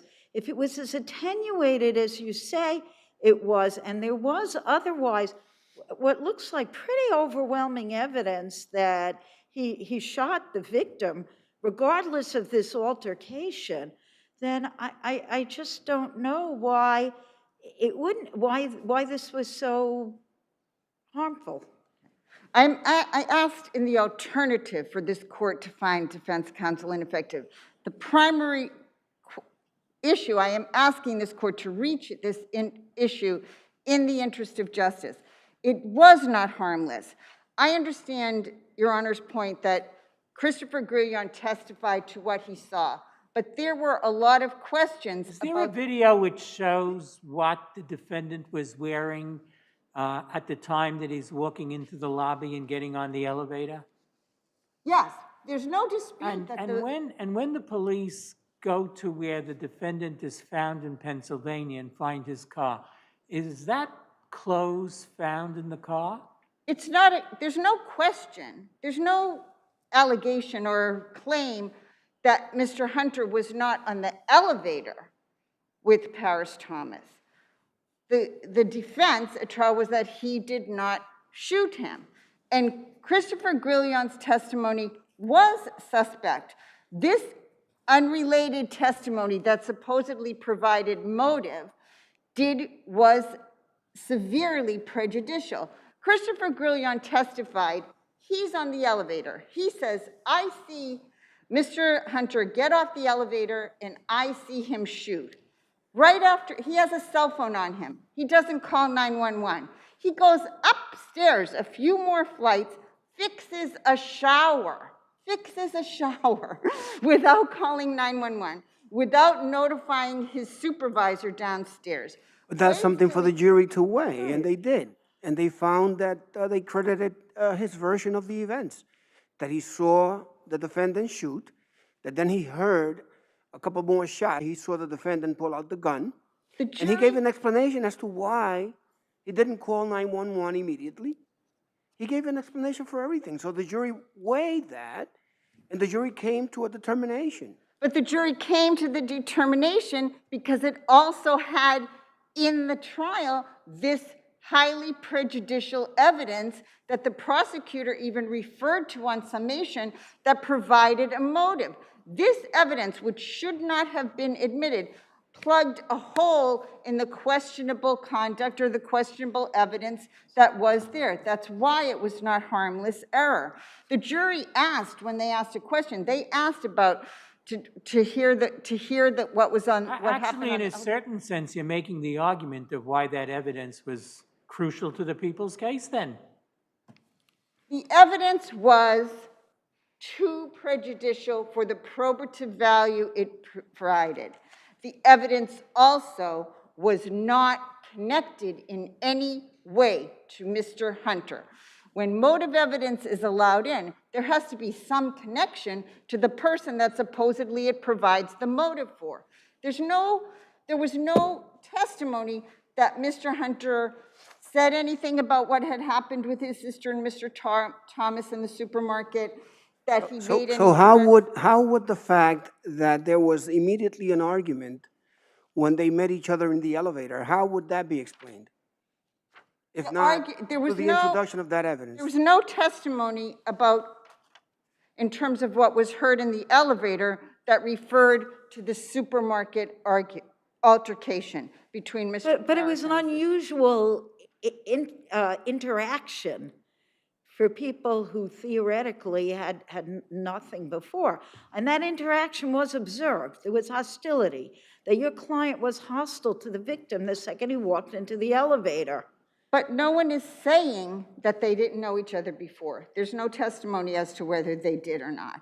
But no one is saying that there wasn't a tension between them in the elevator. But tension between them in the elevator is not motive to shoot someone when they walk out of the elevator. Does your argument that there's no nexus come down to the fact that who says the defendant knew about the fact that Jasmine was hit in the face and caused to bleed by the defendant? Is that what you're saying? I'm sorry.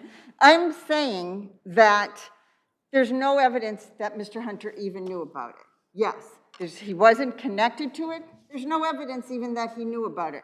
Mr. Grillion, who says he saw Mr. Hunter, never says that he saw him with his sister during those intervening 4 months. If any, in the prosecutor saying that this is motive for the revenge actually belies the little evidence that is in the record, which is that the sister didn't pursue the case against Mr. Hunter.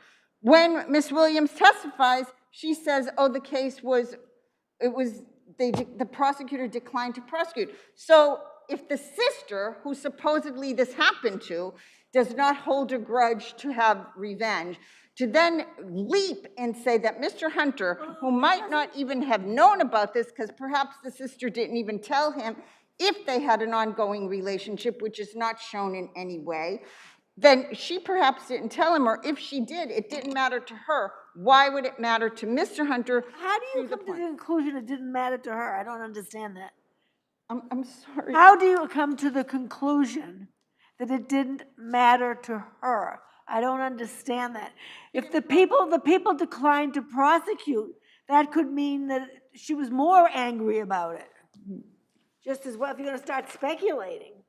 She was more angry and so didn't come forward to prosecute. I don't follow. I mean, no case was prosecuted against Mr. Thomas. Yeah, but she doesn't make the decision as a victim. You know that. She doesn't make the All right. All right, let's hear from your adversary. Thank you. Injury, there's nothing there.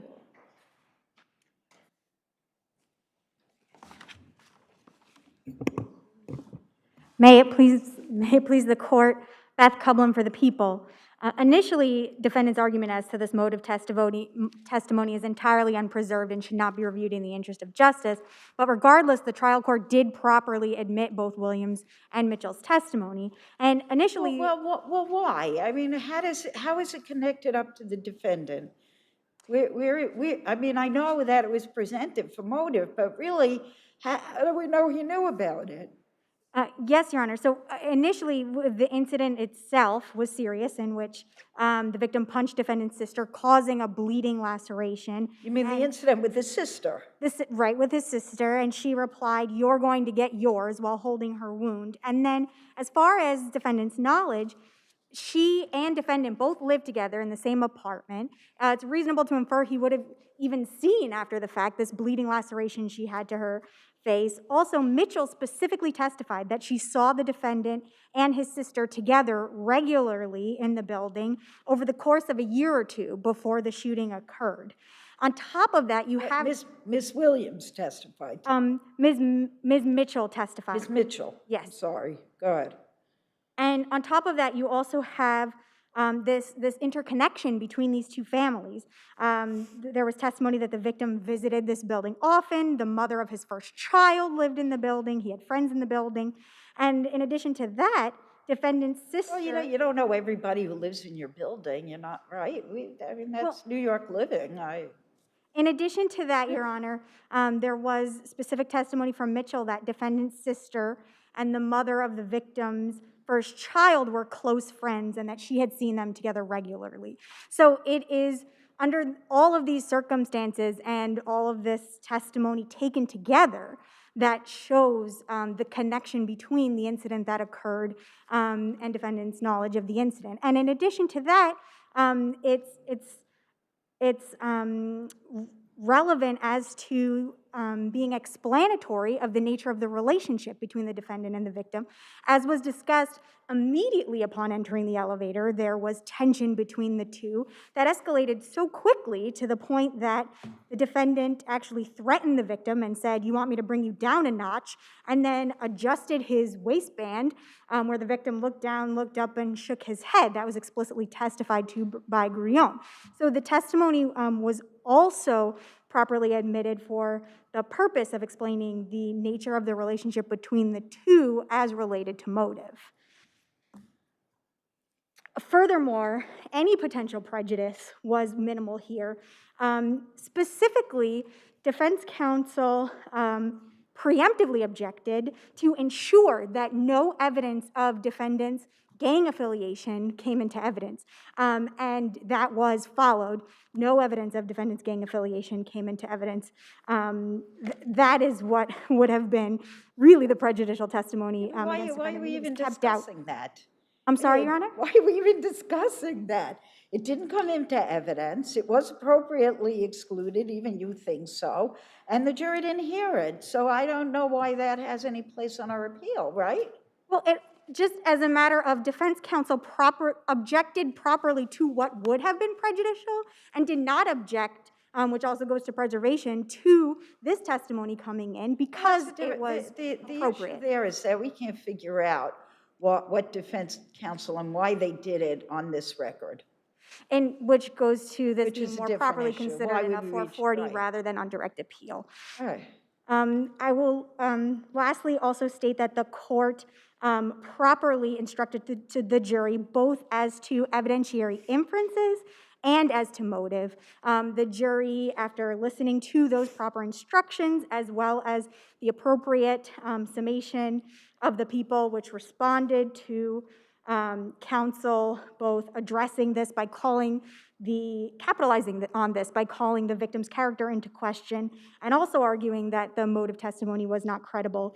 The people properly responded to that, and after proper instructions, the jury weighed everything and came to the appropriate conclusion. And finally, the evidence in this case was overwhelming, even if this court does not agree as to the admissibility of the evidence. Without the so-called motive evidence. Yes, Your Honor. Even without that, it would have been harmless error because of the overwhelming evidence in this case. Grullon testified thoroughly. He testified specifically, and I'll quickly just say that all of his testimony was corroborated by Ailman's testimony, surveillance, autopsy, ballistic evidence, the fact that defendant fled to Pennsylvania, what he had on his person upon apprehension. And so for all of these reasons, as well as those in my brief, the people request an affirmance. Thank you. Thank you. Okay, rebuttal.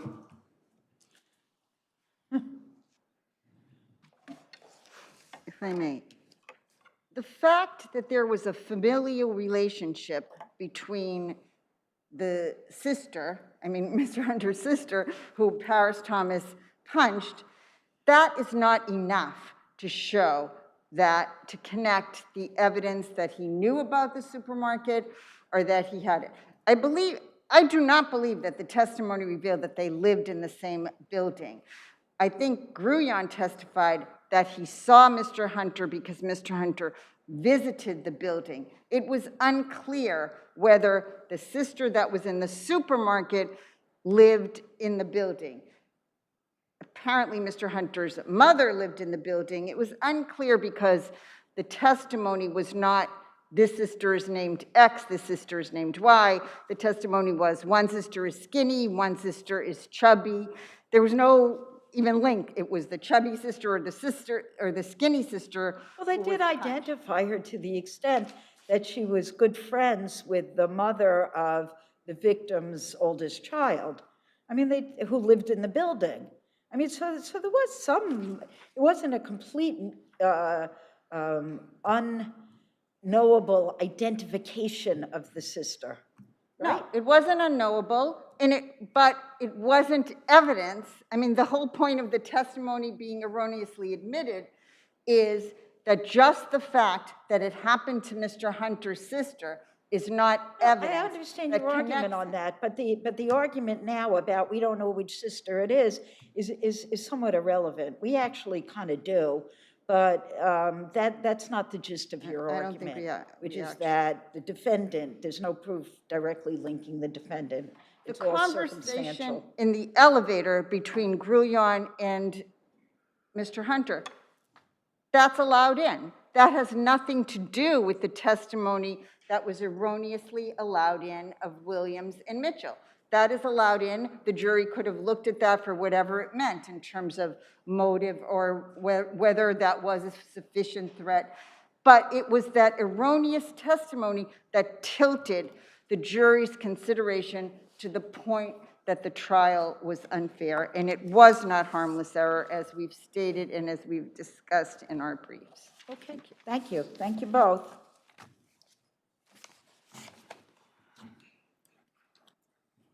Friedman versus Friedman.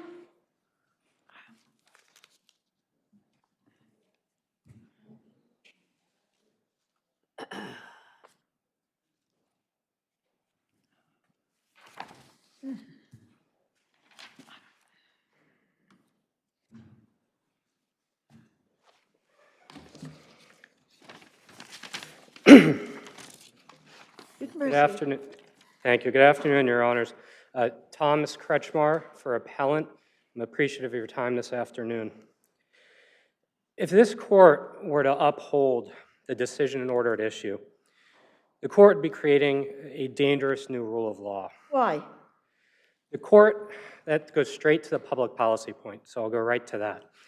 The court would be announcing to the state of New York that now if a party chooses to abscond away from this state... She didn't abscond. There is nothing in this record that shows that she absconded. They moved together to Connecticut. They then have a difference of what the idea was for the plan. And so the question is really, this isn't a case where any parent absconded. They do have a legitimate dispute that really needs to be decided, and probably sooner than later. The children are not in any danger. It's not one of those cases where we're worried about the safety of the children so that there's something exigent happening. I don't really understand this appeal, quite frankly. The children are safe and they have to be someplace. There is no presumption that they're with the father or the mother. We just don't make so many changes for them that when we finally make a final decision, they have been tossed from pillar to post. I don't understand why you think that the court's decision to kind of just hold the status quo while we have a custody hearing is such a bad thing in this particular case. And quite frankly, I don't see the public policy. And I would add to what Judge Gish says, that visitation has been ongoing. I respectfully disagree, frankly, with all the points I've just heard, and I'd like to address them in order. As far as to the suggestion of the court that there was an agreement to go to Connecticut, the trial court, one thing the trial court got unequivocally right was in the March 2021 decision in order, referred to in the briefs as the home state order. The trial court said— Something different. No, that doesn't make weight from the fact that they did, whether they moved because it was the pandemic and it was temporary, or they moved to make a permanent home. They have a dispute. There was an understanding that they were to come back. That's the whole point. That's your position. That's your position, and maybe it's the position that will prevail. And the question is, what do we do now to keep the kids kind of safe and in a position where we're not moving them back and forth and back and forth and back and forth? To that point, Your Honor, one, as far as the safety of the children, I believe it was very sufficiently argued in our reply brief with reference to the underlying record that there have been concerns about the safety of the children in Connecticut. They're not real. I read that. Well, then I will move past that. I'm telling you, these are the stuff that we see where parents are arguing about stuff. They're both reasonably good parents. They may have different parenting styles. One may be concerned that they don't like the food that the child's eating. One may give the kid too much ice cream. One may give the kid too little ice cream. But it's not children in danger. All right, so that I'm actually glad the court's making that point, because I don't think we need to be addressing the question. I don't think there's an obligation on appellant to address the question of whether there's a danger. What interest is served by directing the children to come back to New York? I'm sorry, I did not hear you. What interest is served by directing the children to come back to New York? Well, as a preliminary matter, it will be a message to the rest of the citizens of the state of New York that if you attempt to remove or withhold the children once outside of the state unilaterally, But we don't bother. But we don't know that that's the case until there's a custody determination. Okay. You're getting the cart before the horse. You are assuming that you're going to prevail in your position, and you may not. Your Honor, I still have not, and I'm going to try to do this right now to address the point I was really going right into, which is this. There is substantial existing decisional authority in this state. First Department, Second Department, trial courts, and even DRL 70 that unequivocally stands for the proposition that when a party is unilaterally withholding children out of the state, you don't treat it as a child custody determination if a parent says, bring the children back. You don't have to have a hearing if you say, please bring the children back. And very importantly, all of those decisions cited in the appellant's brief, you will not find in a single one of those decisions the court saying we first need to decide, is there a danger? You won't see the phrase best interest show up anywhere in guidelines. The problem with what you're saying is that your premise is that the children are being withheld. That's not established. How is it not established? Respondent finally admitted. There's no court order telling the respondent to bring the children back to New York. Respondent finally admitted, after all this time in her answering brief, this was supposed to be a temporary absence. And she's simultaneously declaring, and the trial court recognized, she's now saying, I'm treating this permanent. And to Judge Gish, to your initial point about how is this absconding, I'm going to try to argue this point by metaphor. You can steal from somebody by being a burglar. You can steal from somebody by being a con artist. How you manage to get to a point where you have self-helped yourself to a right that you don't have, it doesn't matter if you ran out of state in the middle of the night with the kids, put them on a plane, or if there was an understanding and agreement. That's not what happened here. This was in the middle of the excuse me. This was in the middle of the pandemic. A lot of people, not me, but a lot of people fled New York City.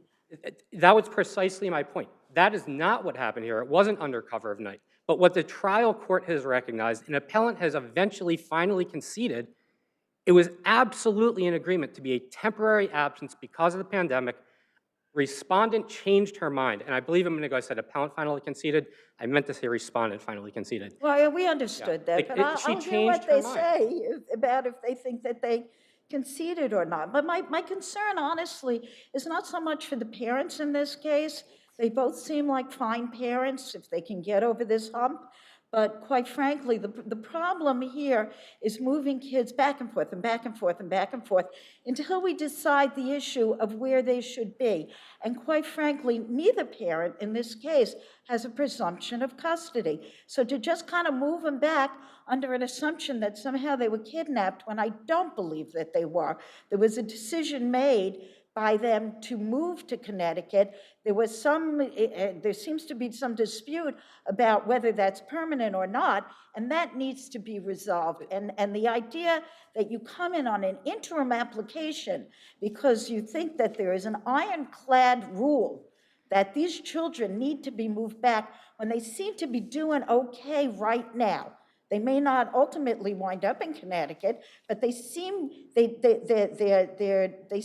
be okay. Seems just a little, it seems like maybe, what can I say? This should be more child-centric, this kind of look, so that the children's lives are not disrupted while the courts and the adults in their lives are trying to figure out what needs to be done here. Your Honor. Now I gave you a lot of time, more than you actually asked for. Let's hear from the other side. I want to see if they really concede that she took the children, she absconded with them. Jeez.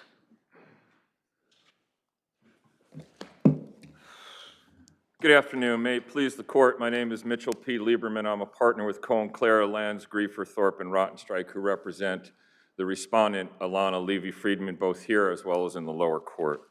We submit to the court that the issue before it is quite straightforward and simple, notwithstanding the efforts to create so many ancillary side issues. So I just want to get right to it. Did you concede on this appeal that, in fact, the parties never intended to stay in Connecticut? It was just a short little place for them to stay during COVID? No. Okay. No. That has to be worked out, right? Right. What we have said repeatedly is that there was always an intention to relocate to Connecticut, and all the pandemic did was accelerate that. Once they got there, the record in the court below would also show that there were efforts to actually find housing. That's not before you. That was in the home state ruling. And and the home state is going to be New York. There's no question. That was. We appealed, and when we lost our stay before a 4-judge panel here, our client made a decision to have this matter heard before the New York County Supreme Court. Well, we made it for you, and I think that's the right decision, but that doesn't mean that the kids temporarily have to come back to New York. Yes, Judge, and in fact, if we have a custody determination, and the determination is that the children are best served by coming back to New York, they will come back to New York. Absolutely, correct? Judge. And the children right now, they're not in school. They're young, right? They're very young. Actually, the oldest was permitted, and this is not in the record, but it just happened a couple of months ago. Judge Sattler, in order to show cause, permitted both parties to enroll the children in activities, including preschool, on their own time with the children. But so she's in preschool. She's in preschool in both places? No, she's in preschool in Westport at Temple, Israel, where she's been for the last couple of months. Okay, but it's preschool. Preschool, it's not, well, preschool in Connecticut's different than preschool in Manhattan. Apparently there's a wait list here. No, they're all the same. Okay. If I could then, Judge, well, you just hit on my next point, which is there's nothing in the UCCJEA which comes close to requiring that children who are the subject of a, quote, home state, end quote, jurisdictional ruling must be returned to the home state pending a determination. That doesn't exist. And they actually said in their brief that DRL Section 76C says that. It doesn't say that. No, it doesn't say that. So the real issue here is then, is this an abduction case? If you look at Gottlieb, this is clearly not an abduction case. They left together. They spent 6 months together. Though he's been making it very difficult to get a firm, fixed schedule, the fact is he sees the kids all the time. He has overnights with the kids. He has overnights in Manhattan and in the Hamptons. This is not an abduction case. And the best distinction is your decision in Brett M.D. versus Elizabeth A.D., okay? There's no mandatory requirement to come back to the home state. To have that would turn the case law in this state, in every department and the Court of Appeals, on its head. There's one standard that governs a judge when confronted with issues of access, residence, and custody. Best interests of the children.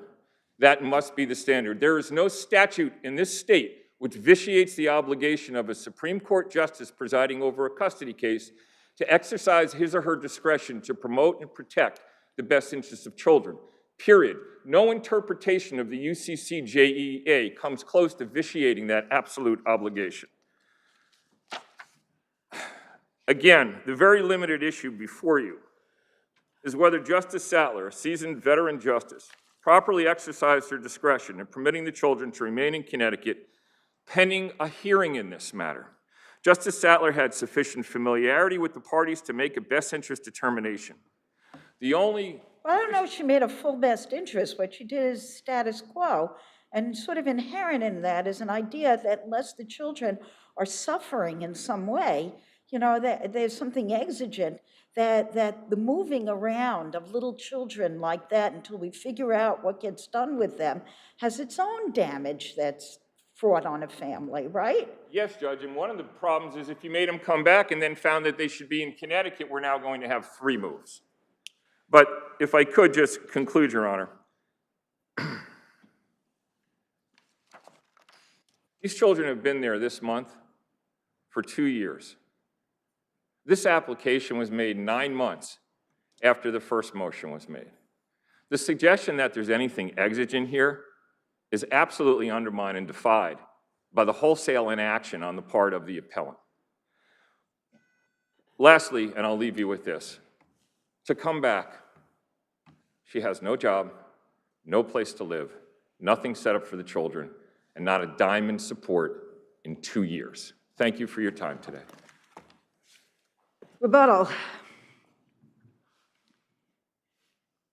Your Honor, I'm going to hit a couple factual points very quickly in our direct rebuttal, and then I want to make a legal point to close.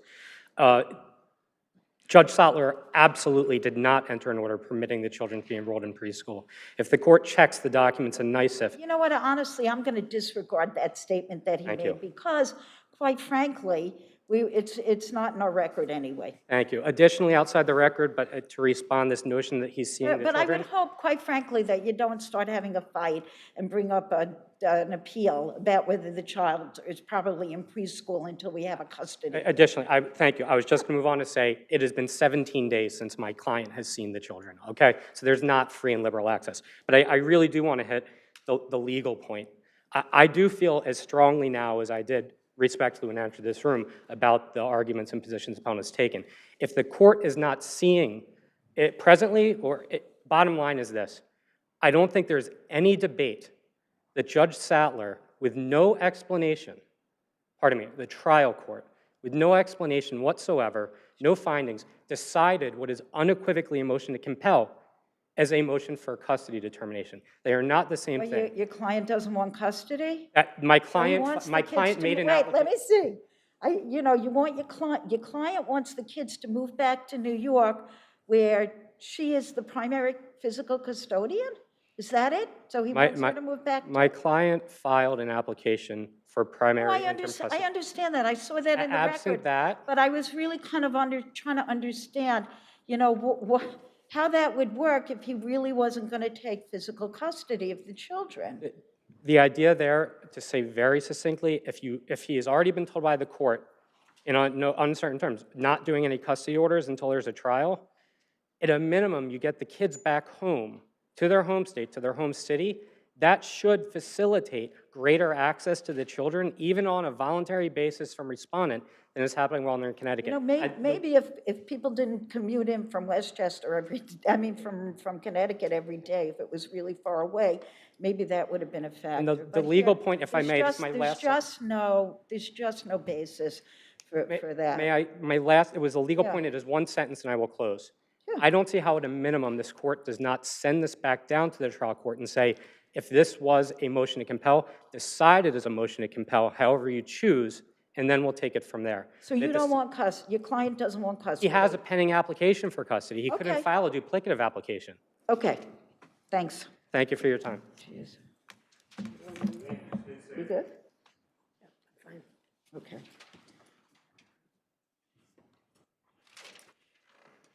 Oops.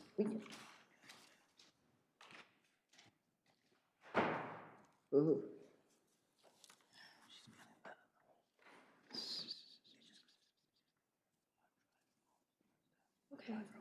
Okay.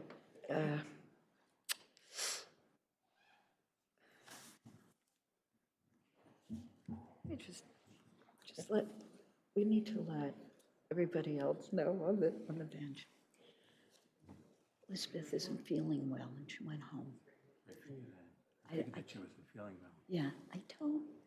We'll have to figure out what that means for our conference. We may have to postpone it. I think her staff just went to talk to Susanna, so I think she's trying to find out about that as well. Okay, great, thank you. Am I hearing you? Great. It's never dull, right? Okay.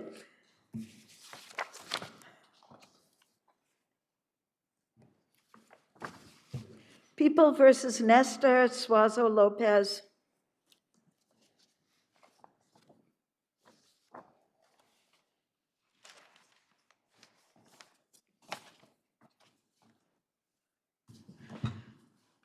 Okay, you can proceed. Good afternoon. I'm Catherine Martone on behalf of Mr. Suazo Lopez. The hearing court here erred in denying his request for a downward departure.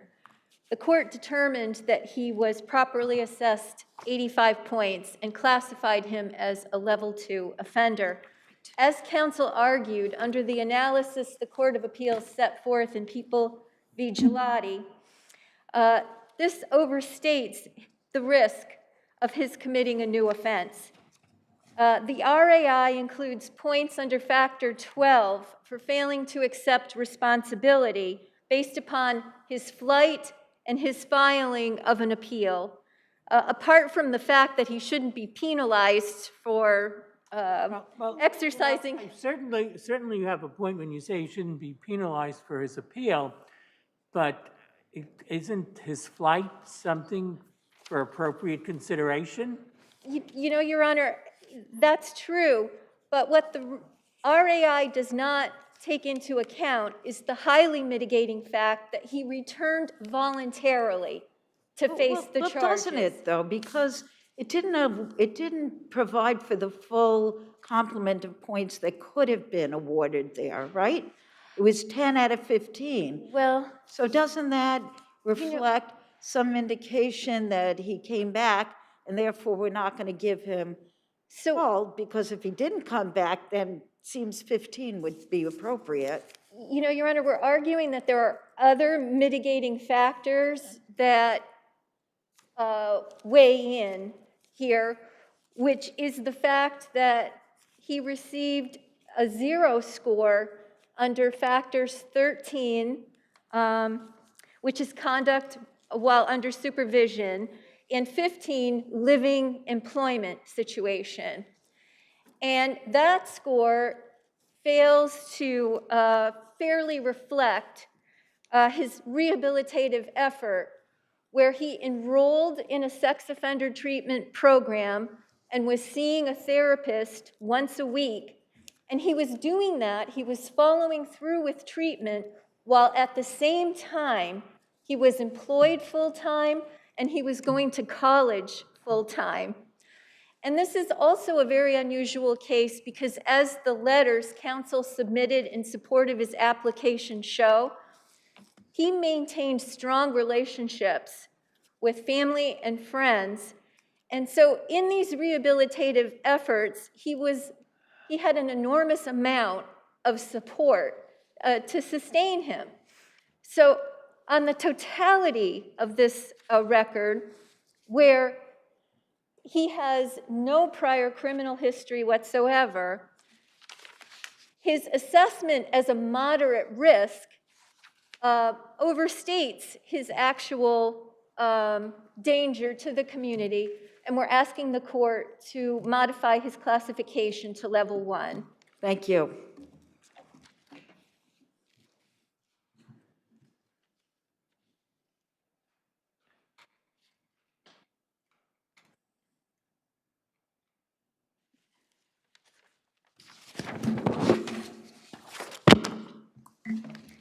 Good afternoon. May it please the court. Diana Lewis for the respondent.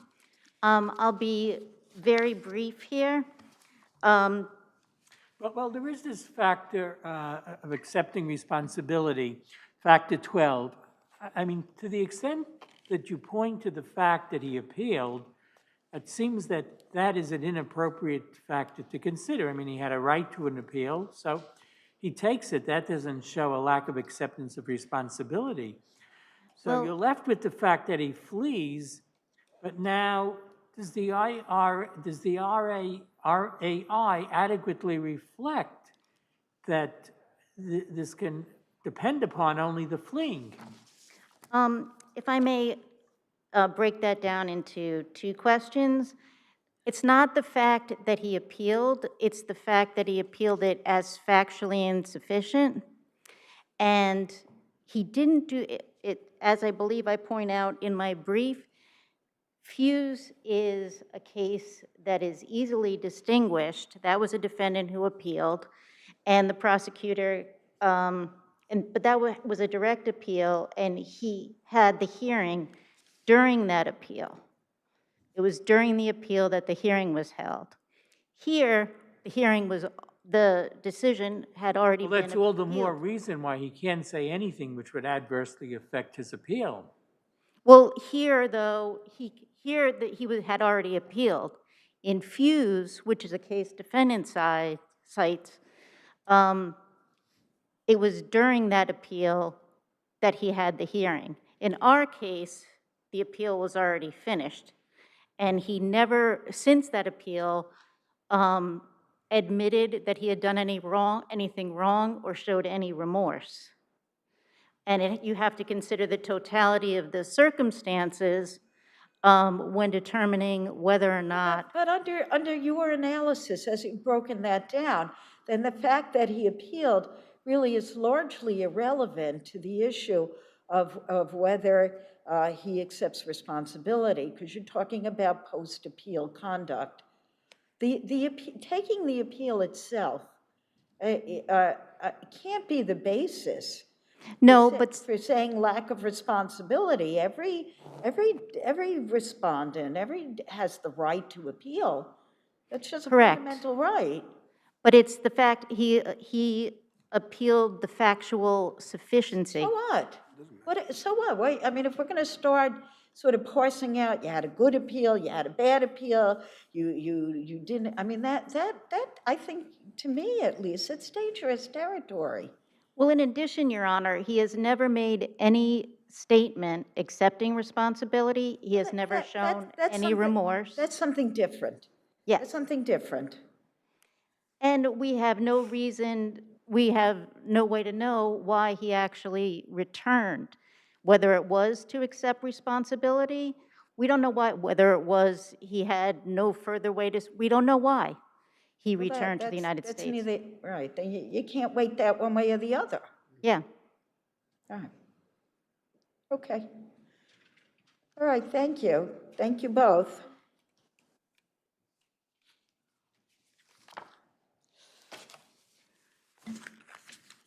Okay, the next case is Mindley versus the State of New York.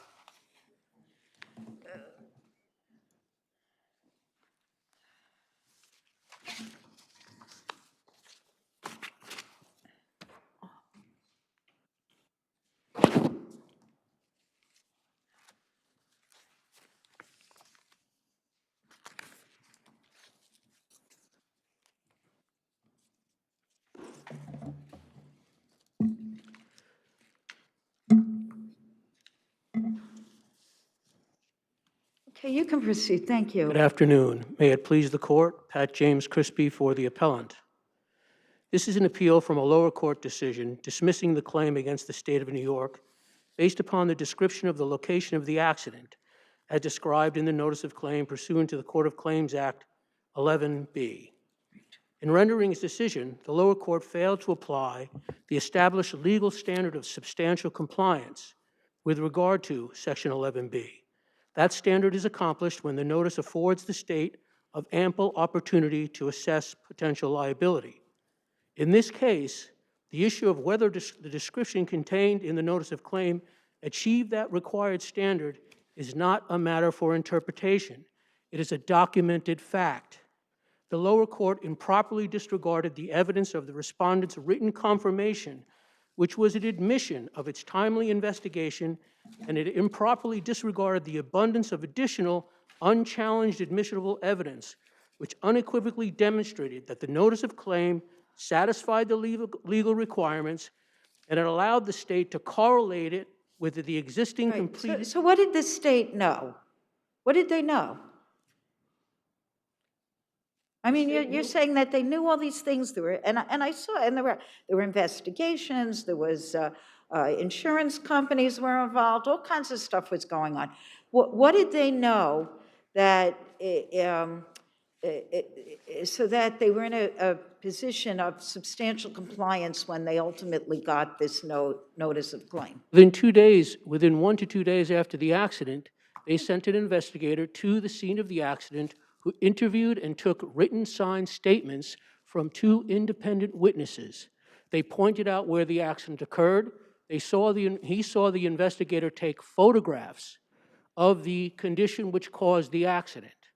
In addition, the contract which governed this construction project required that a full investigation and its 2 separate reports be filed within 24 hours of the incident.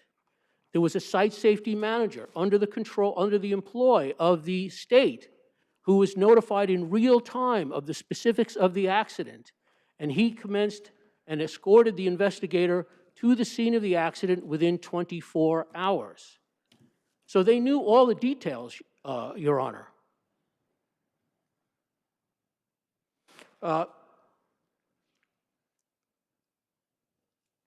Again, in addition to as you pointed out, the contract required the state to notify its liability insurance company, which it acknowledged that it did. Also, very important is the fact that this motion was grounded on a self-serving conclusory description of the accident scene and described as a roadway accident. There was no roadway here. But it was on a construction site. Construction site. So you couldn't really identify it by street names. It hadn't been constructed yet. By virtue of the title of the contract was design, build, and of new ramps. The respondent asked for roadway signs, exit signs, directions. They didn't exist, and they offered no evidence that any such existed.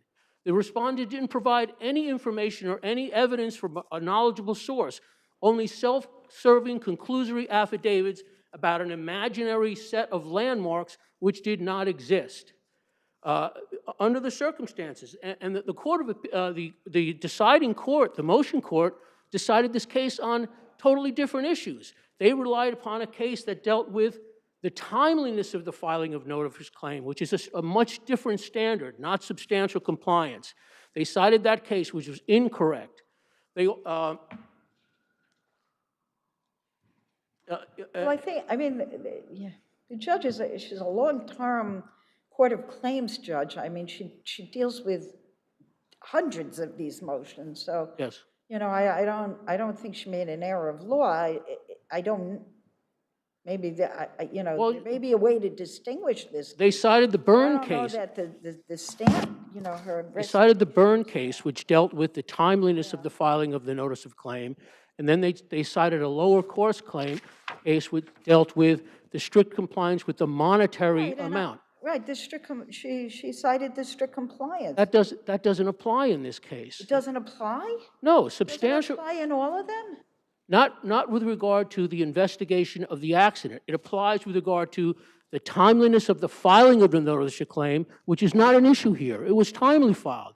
And it also applies to whether or not, at the time of this decision was made, whether or not a monetary amount was contained in the claim. That is not what the motion was based upon. The motion was based upon failure to identify landmarks and roadways with regard to the location of the accident. They ignored the Court of Appeals case of Chalmers, which stands for the issue of the principle of substantial compliance, and she ignored the Heisler case, all the cases that follow. And then the cases which also very importantly indicate, as in this case, Your Honor, where this case was under the exclusive control of the state. It was completely secured. They were in the sole position to investigate the accident, and they did investigate the accident. The appellate division cases hold where that in those situations, the state, or in this case the respondent, is prevented from disputing the adequacy of the description of the accident because they already knew about it and they were in the sole position to investigate it. Okay. All right, let's hear from your adversary.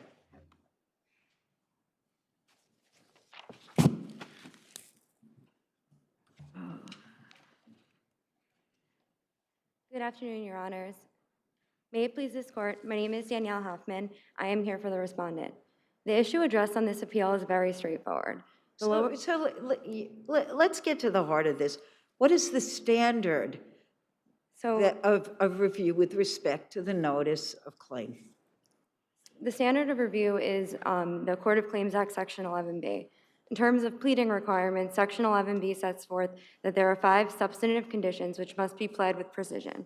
One of the 5 In this case, the claimant says you sent out investigators, people acting on your behalf were on the scene in no time, and you're taking pictures. So you actually knew about it and investigated it. Where does that fit into your position on this notice of claim? Well, Your Honor, as counsel does address that, however, there's been no evidence, no photographs, there's been no real documentary evidence which support his self-serving speculative opinion. Are you denying that there was an investigator that came down to investigate the scene of the occurrence? Well, Your Honor, you bring up a really great point. The lower court. What do you have to say about Marlon Weingrad with Terrier Claim Service? Your Honor, Section 11B of the Court of Claims Act requires that the pleading requirements are specific and are pled with precision.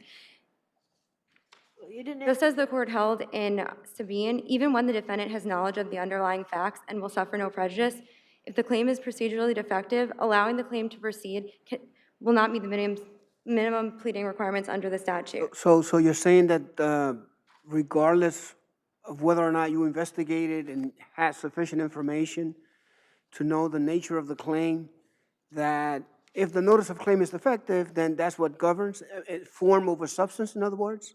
No, Your Honor. The Court of Appeals in Kolnecki had held that because suits against the state are only allowed by the state's waiver of sovereign immunity and in derogation of common law, the statutory pleading requirements must be strictly construed. The claim in question was facially defective and violated Section 11B. Look, there are a lot of cases that support your position, but there is also Lufker and Oliver which don't.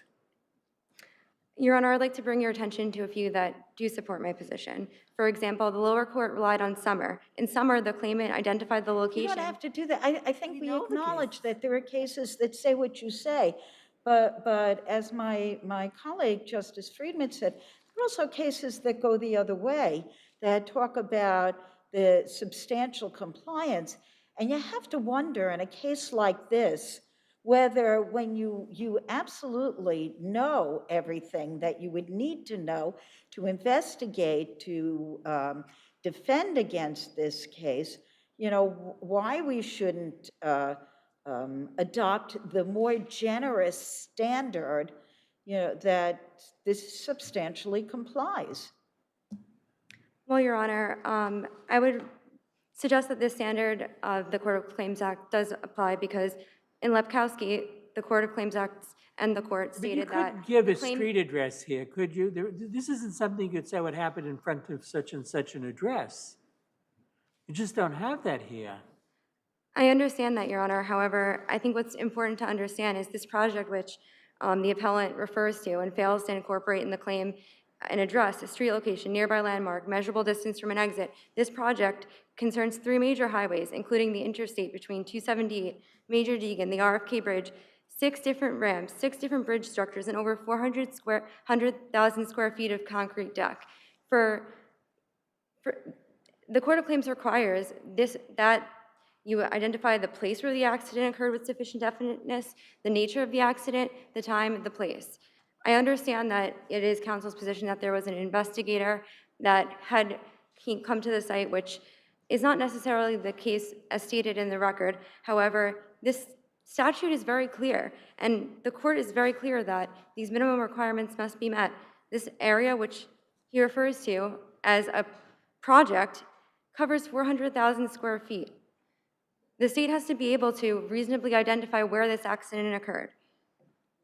In the cases that I rely on my brief, the claimant had identified a park, a beach, a college campus, and a highway, however, failed to specifically identify where that accident occurred. And in those decisions, the court dismissed those claims as jurisdictionally defective. Here, this argument that appellant has is even more unavailing. The court also relied that in Lepkowski that the claimant contended the state could have easily ascertained from its personnel records the jurisdictional allegations that the claimant failed to include in the claim. The court rejected this argument, explaining that it's not the state's burden. Essentially, the appellant's asking the court to do the same thing here. In Byrne, Well, it's a little different because they're not asking you to go out and investigate it now and on undeveloped allegations. They're saying, it's been investigated, you know it, we all know it, it happened here, it's already been done. Your Honor, as he attaches a letter from an investigator which does not demonstrate that there had been a completed liability assessment or that there had been a completed investigation. That is not accurate. The only question before this court is whether the claim... It's not that, but you're saying we don't know where the accident happened or what was going on, and certainly even if there had been an incomplete liability assessment, you would still know the location and time and nature of the accident. You wouldn't necessarily concede liability, but you would have everything that you otherwise need to have to know to investigate, and you wouldn't be doing their work for them, you'd be doing your work. Your Honor, right? I don't agree with you, and I want to direct your attention to the court. It seems to be a theme Respectfully, today, respectfully. but it's okay. I'd like to My day. respectfully disagree, Your Honor. I'm respected. It's okay. I would like to- understand that. I would like to just bring your attention to the Sabine division, which the court relied on. Even when the defendant had knowledge of the underlying facts and will suffer no prejudice by allowing the claim to proceed, the claim cannot be saved if it does not meet the minimal pleading requirements. The lower court also properly disregarded the appellant's belated attempts to try and specify the location of the accident for the first time in opposition to the motion, because a jurisdictionally defective claim cannot be cured by an amendment. The only question before this court is whether the claim is deficient. The Court of Claims Act requires the appellant to meet the statutory pleading requirements, and it's the appellant's burden to comply with the statute. It is not the state's responsibility to ferret out or assemble information that Section 11B obligated the plaintiff to allege. In Coben, the appellate division held it's not the state's burden or responsibility to go beyond a claim or notice to investigate an occurrence or ascertain information which should have been pled in the claim itself. Appellant is attempting to cure his jurisdictional mistake, but she cannot do as a matter of law. The issue on appeal is not whether the respondent was prejudiced or whether the respondent investigated the claim. The question is whether or not the claim was deficient. Appellant has failed to set forth any case law which would support his position that referring to a renovation project over 400... Right, you're way over your time. I'm going to ask you to please bring it to your conclusion. Sure. Okay? Okay.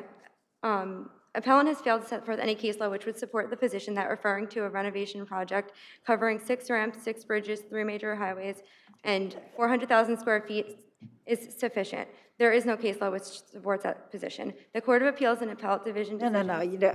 Right, I don't want to cut you off, but I'm you need, closing. you're way over your time, and you can't start to read from cases now, you just. Okay, I'll You be just very ask, brief. tell us the relief that you want, and then we're going to hear from your adversary. Okay. I know, we don't give you a whole lot of time to argue. It's sometimes hard to figure out the time management. Go ahead. Okay, thank you, Your Honor. There is no case law that supports claimant's position. Section 11B of the Court of Claims Act is very clear and requires that sufficient definiteness of the place where the accident occurred is pled. The Court of Appeals and Thank Appellate. you. You want us Thank to you. affirm? Thank you. Okay. Right. Thank you. Okay, thank you. Good argument. Okay, let's hear from your adversary on rebuttal.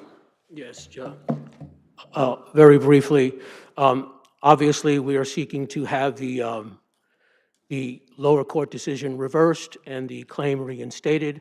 I want to point out that my adversary's description of the situation or the construction site is complete conjecture. They did not present any knowledgeable witness or evidence to describe the site. We presented evidence from two sources indicating that there were no roads, there was no pavement, there was no raised exit signs, there were no directions. The respondent also ignores the appellate division cases, which indicate where the state is in the best position to investigate, and in fact, did investigate. They are prevented from claiming that there is deficiency in the notice of claim. This was a highly regulated construction site. 24-hour security by fencing, 24-hour security by guard. Nobody could get into this site. They were the exclusive party and in the exclusive position to conduct a sole investigation, which they did in multiple forms. They filed 2 incident reports in writing within 24 hours. They had weekly progress meetings in which all of these things were supposed to be addressed and corrected. A site safety manager was tasked solely with the responsibility of whatever, and with these types of situations, and 2 eyewitnesses confirmed that it occurred.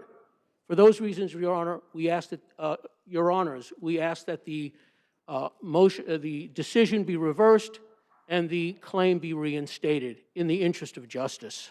Thank you. Okay, thank you. Thank you both, counselors. Our final argument of the day is Wellspring against Iron Shore.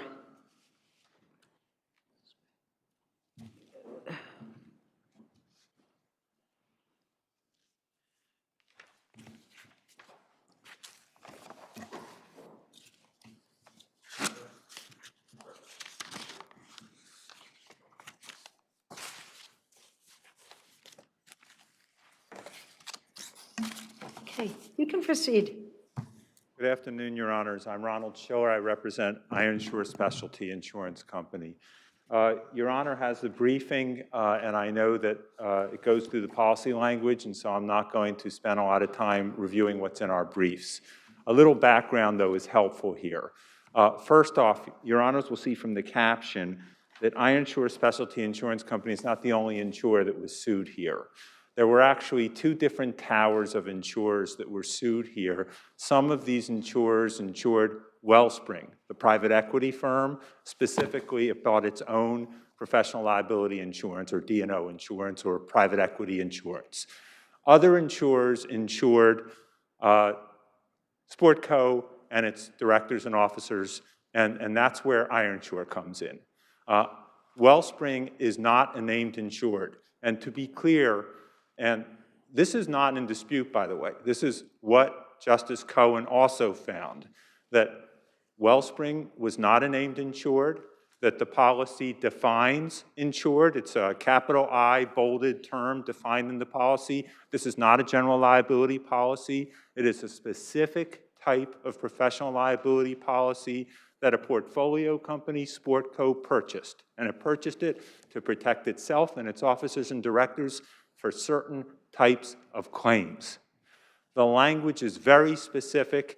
The insured is defined. Your position comes down to a very simple matter. I mean, it's really just the policy requires that all the insureds and the private equity sponsors have joint counsel. You don't have joint counsel here. Whatever the reasons may be, you don't have joint counsel, the policy doesn't provide you with coverage. Precisely, Your That's Honor. position. That's our position, and our position is New York law says that where the terms of a policy are clear and unambiguous, where the policy defines its terms the way this one does, where there's no question that Wellspring is not an insured with a capital I as defined under this policy, where Justice Cohen concluded that, where my adversary agreed, where there was no dispute about the documentary evidence that was taken into account from the underlying litigations. These are judicial records, and those records established who the insureds were, who the named insured was, and what Wellspring's function was, which was as a... What if there is an issue of a conflict between the two parties that would ordinarily make it inappropriate or impossible for one attorney to represent both? Yes. Your Honor, this policy provides that, that Wellspring only gets coverage under the private equity sponsor coverage extension if the same attorney can represent all insureds. And therefore, if there is a conflict, this policy does not apply. And that... So there's no, your position is there's no coverage if there's a conflict. And to be clear, Your Honor, it's a condition. There may be other circumstances, by the way. It doesn't have to be a conflict. It can very well be that Wellspring decides, we like Paul Weiss, we don't like Sherman and Sterling, we're going to go with Paul Weiss. You know, we don't care whether there's a conflict or not. But to be clear, Your Honor, the conditions, these are not exceptions, these are not exclusions, these are conditions. And in a recent Berkshire Hathaway decision, the First Department made clear there's a distinction between conditions and forfeiture or giving up of coverage for unintended expectations.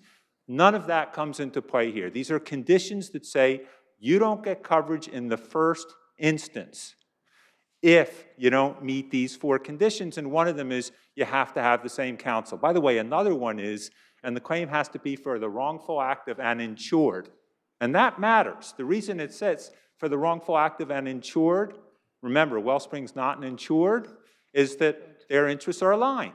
It means that the Wellspring is being sued solely for the actions of an insured, for the wrongful acts of the insured. There's not going to be a conflict there. And in that situation, my client, Ironsure, can pay for an attorney to represent them both. And we can agree on who that attorney shall be, and we have the right to agree to who that attorney shall be.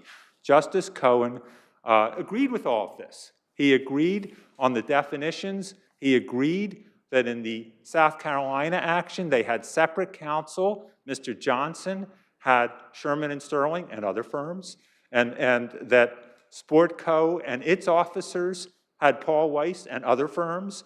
In the Delaware action, Young Conaway represented Wellspring and its officers, while Mr. Johnson, again, had Sherman and Sterling. He did not disagree with any of this. I'm out of time. I will just, and I'll come back on rebuttal as appropriate. But the reason he respectfully stretched was he thought it was relevant as to why. There's nothing in this policy that should make that inquiry appropriate. There's no public policy argument, and no one has said in the trial court or in their briefing there that there was ambiguity. Thank you. Okay, thank you.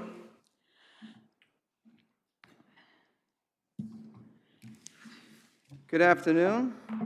James M. Adrian Associates for Respondent Wellspring. Hopefully, last but not least, appreciate the court hearing argument. We appreciate both of you waiting. Yeah, we were watching downstairs, so it was. I know it was a pretty active afternoon. Yeah, it's interesting though, yeah. right? Yeah. You have to say yes. Yes, Go ahead. Yes, Your Honor. Go ahead. Off, what we've kind of heard in that quick 5 minutes is counsel testifying to what the intent and purpose of the policy meant. And Well, did he really, or isn't it just evident from the plain language of the policy? No, I'm not talking about the specific provision. He's talking about Wellspring Capital Management had their own insurance, and this is what they were doing, and the portfolio company got this. Does all of that matter? I mean. No, it doesn't, Your Honor. That was my point. You've got this provision about joint counsel, which seems to be pretty ironclad. Your Honor, basically, this one more point before I answer that. The word conflict is nowhere in this policy. There's nothing whatsoever. And the insurance company is an excess surplus lines carrier who's not regulated, can write whatever they want. There's not one case that's been cited in the United States of America looking at this provision. Not one court has upheld this provision as being enforceable. So that's very important. Has any court ever said it's unenforceable? No, because this is something that is germane to this one policy. And we're on a motion to dismiss. We didn't talk about, if you look at the 19-page ruling by the court, they didn't even go into the standard. They basically did rule, however, that the standard was to utterly refute plaintiff's allegations, and they didn't do that. And, looking at A7, they took every inference in our benefit. The bottom line is... Yeah, but let me ask you a question, because this comes out a lot in motions to dismiss. When we are just looking at contractual language, and we can interpret it without anything other than looking at contractual language, that is susceptible to a motion to dismiss. But you're right, Your Honor. I agree 100%. But what Judge Cohen did was, what Ironshort's saying is, you don't have any rights. Don't look at the inconsistencies of our policy that we can file cross-claims against each other. I have no idea how that works when there's two insureds. But what they're saying is, you don't have any rights unless you have insured status. But what Judge Cohen said, he said, no, you're a beneficiary. You're listed as the private equity sponsor, and you have the ability to basically qualify as an insured. But when if a third party, a non-party, if Brad Johnson picks another law firm, you've lost everything. And the court said that the extension states that coverage shall extend to the private equity sponsor. He found that's the plain language, and that indicated that this was written. But how do you read the rest of it with the being jointly represented with the insured? My argument is it should not be enforced because it's unenforceable. The argument that they... Why is that unenforceable? It seems it's a limitation of a risk. They say, okay, we'll take in the private or equity sponsors. But that's something... Provided that they are totally aligned in interest with our insured. What's wrong with insuring that kind of risk and nothing beyond? What Your Honor's doing is you're looking at how this thing was underwritten. The court said there was no admissible evidence in the record which shows why Brad Johnson picked other counsel. There's also nothing in the record. But is that relevant? The question is that relevant given the language in the policy? Well, I believe that if a non-party can submarine the insurance for some other party, and that party has done nothing, it's lost a right that it had under the policy to qualify. There's a forfeiture. You're trying to make a public policy argument, but there is also a public policy argument to be made in favor of enforcing contracts as they're written. Absolutely. And the way this is written, it doesn't allow for any out. You could have negotiated for a different insurance policy. You start off by saying this is an unusual type of policy, but this is what you bought, and this is what you agreed to, and this is what you paid for. And there's no carve-out. There's no carve-out. In the event there's a conflict. There is no carve-out. We did not draft the policy. This is their I can't say that word, excess and surplus lines policy. I got to say. But you want us to rewrite that policy. No, I don't want you to rewrite. It's not. My position is, if you put an insured in a position that it cannot even attain a right through somebody else's actions, and you did nothing wrong from a waiver forfeiture standpoint, and that's what Judge Cohen said. On this record, we need to figure out why this coverage was forfeited, and he believed that it was a draconian type result under this policy because parts of the other policy stated you can have an uncooperative insured, and I put that in my brief, but that doesn't affect anybody else's insurance. Well, Brad Johnson could be at odds with Wellspring Capital Management and purposefully select counsel and blow up all the insurance that Wellspring Capital Management. Well, then wouldn't you have an action against Mr. Johnson? No, because he has As if to, he blew it up for no well, reason. he can be adverse to them. That's the problem. Well, but that's the problem. The question is, where do you see in that policy that there's coverage for conflicts of interest? It seems to suggest the opposite, that you only get coverage when the interests are aligned. When your interests are aligned with the insured, you need the same counsel. They have to be in the suit. Your liability has to be derivative of what they've done. It says it derivative. It doesn't say aligned at all. And everyone, what would happen, Your Honor? I mean, I said this in our brief. What would happen if all the insureds had the same counsel, and then discovery came out, and then the individual makes a motion to file a cross-claim? What happens then? They lose their coverage? Maybe. Well, maybe. I think Rip, and so didn't Judge Cohen, think at the motion to dismiss level with no underwriting and no information whatsoever before this court, other than the testimony that's kind of come in a little bit through briefing about the intent of this policy and how certain entities are covered. Other than that, at a motion to dismiss level, this case should continue, and I believe Judge Cohen's decision should be affirmed. Thank you. Thank you. All right, rebuttal? Very briefly, Your Honors, you don't need to get into intent. All you have to do is construe the language of the policy, which is very obvious, we've all studied, including Your Honors, and apply it to facts that Justice Cohen and Wellspring agreed were established by judicial documents. Justice Cohen did not say this was draconian. He didn't say public policy should undo the policy. He didn't say that there was an ambiguity that therefore meant that extrinsic evidence should come in to construe it. This is exactly what a motion to dismiss is meant for, interpreting the clear language of a policy on undisputed facts that even my adversary agrees are undisputed, judicially determined facts. So other than looking at the policy itself, we don't have to look at anything else, your argument. The policy itself and the facts that are established judicially, Your Honor, which Justice Cohen agreed and which Wellspring agreed. You mean that there was one of the insureds was represented by another law firm? That's right, and also that Mr. Johnson was an executive, so he was an insured person under our policy, and that Wellspring is a private equity sponsor, and that they had separate firms. That's all, and that's all judicially established, and there's no dispute. No, right. Right. Thank you. All right. Thank you both. Thank you for your patience today.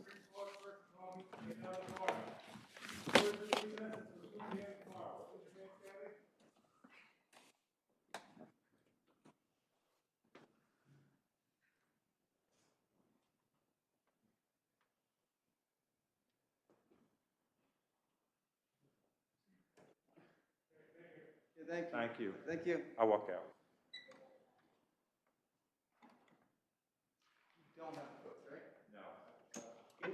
Yeah, I'll meet you downstairs. Okay, good. Yeah.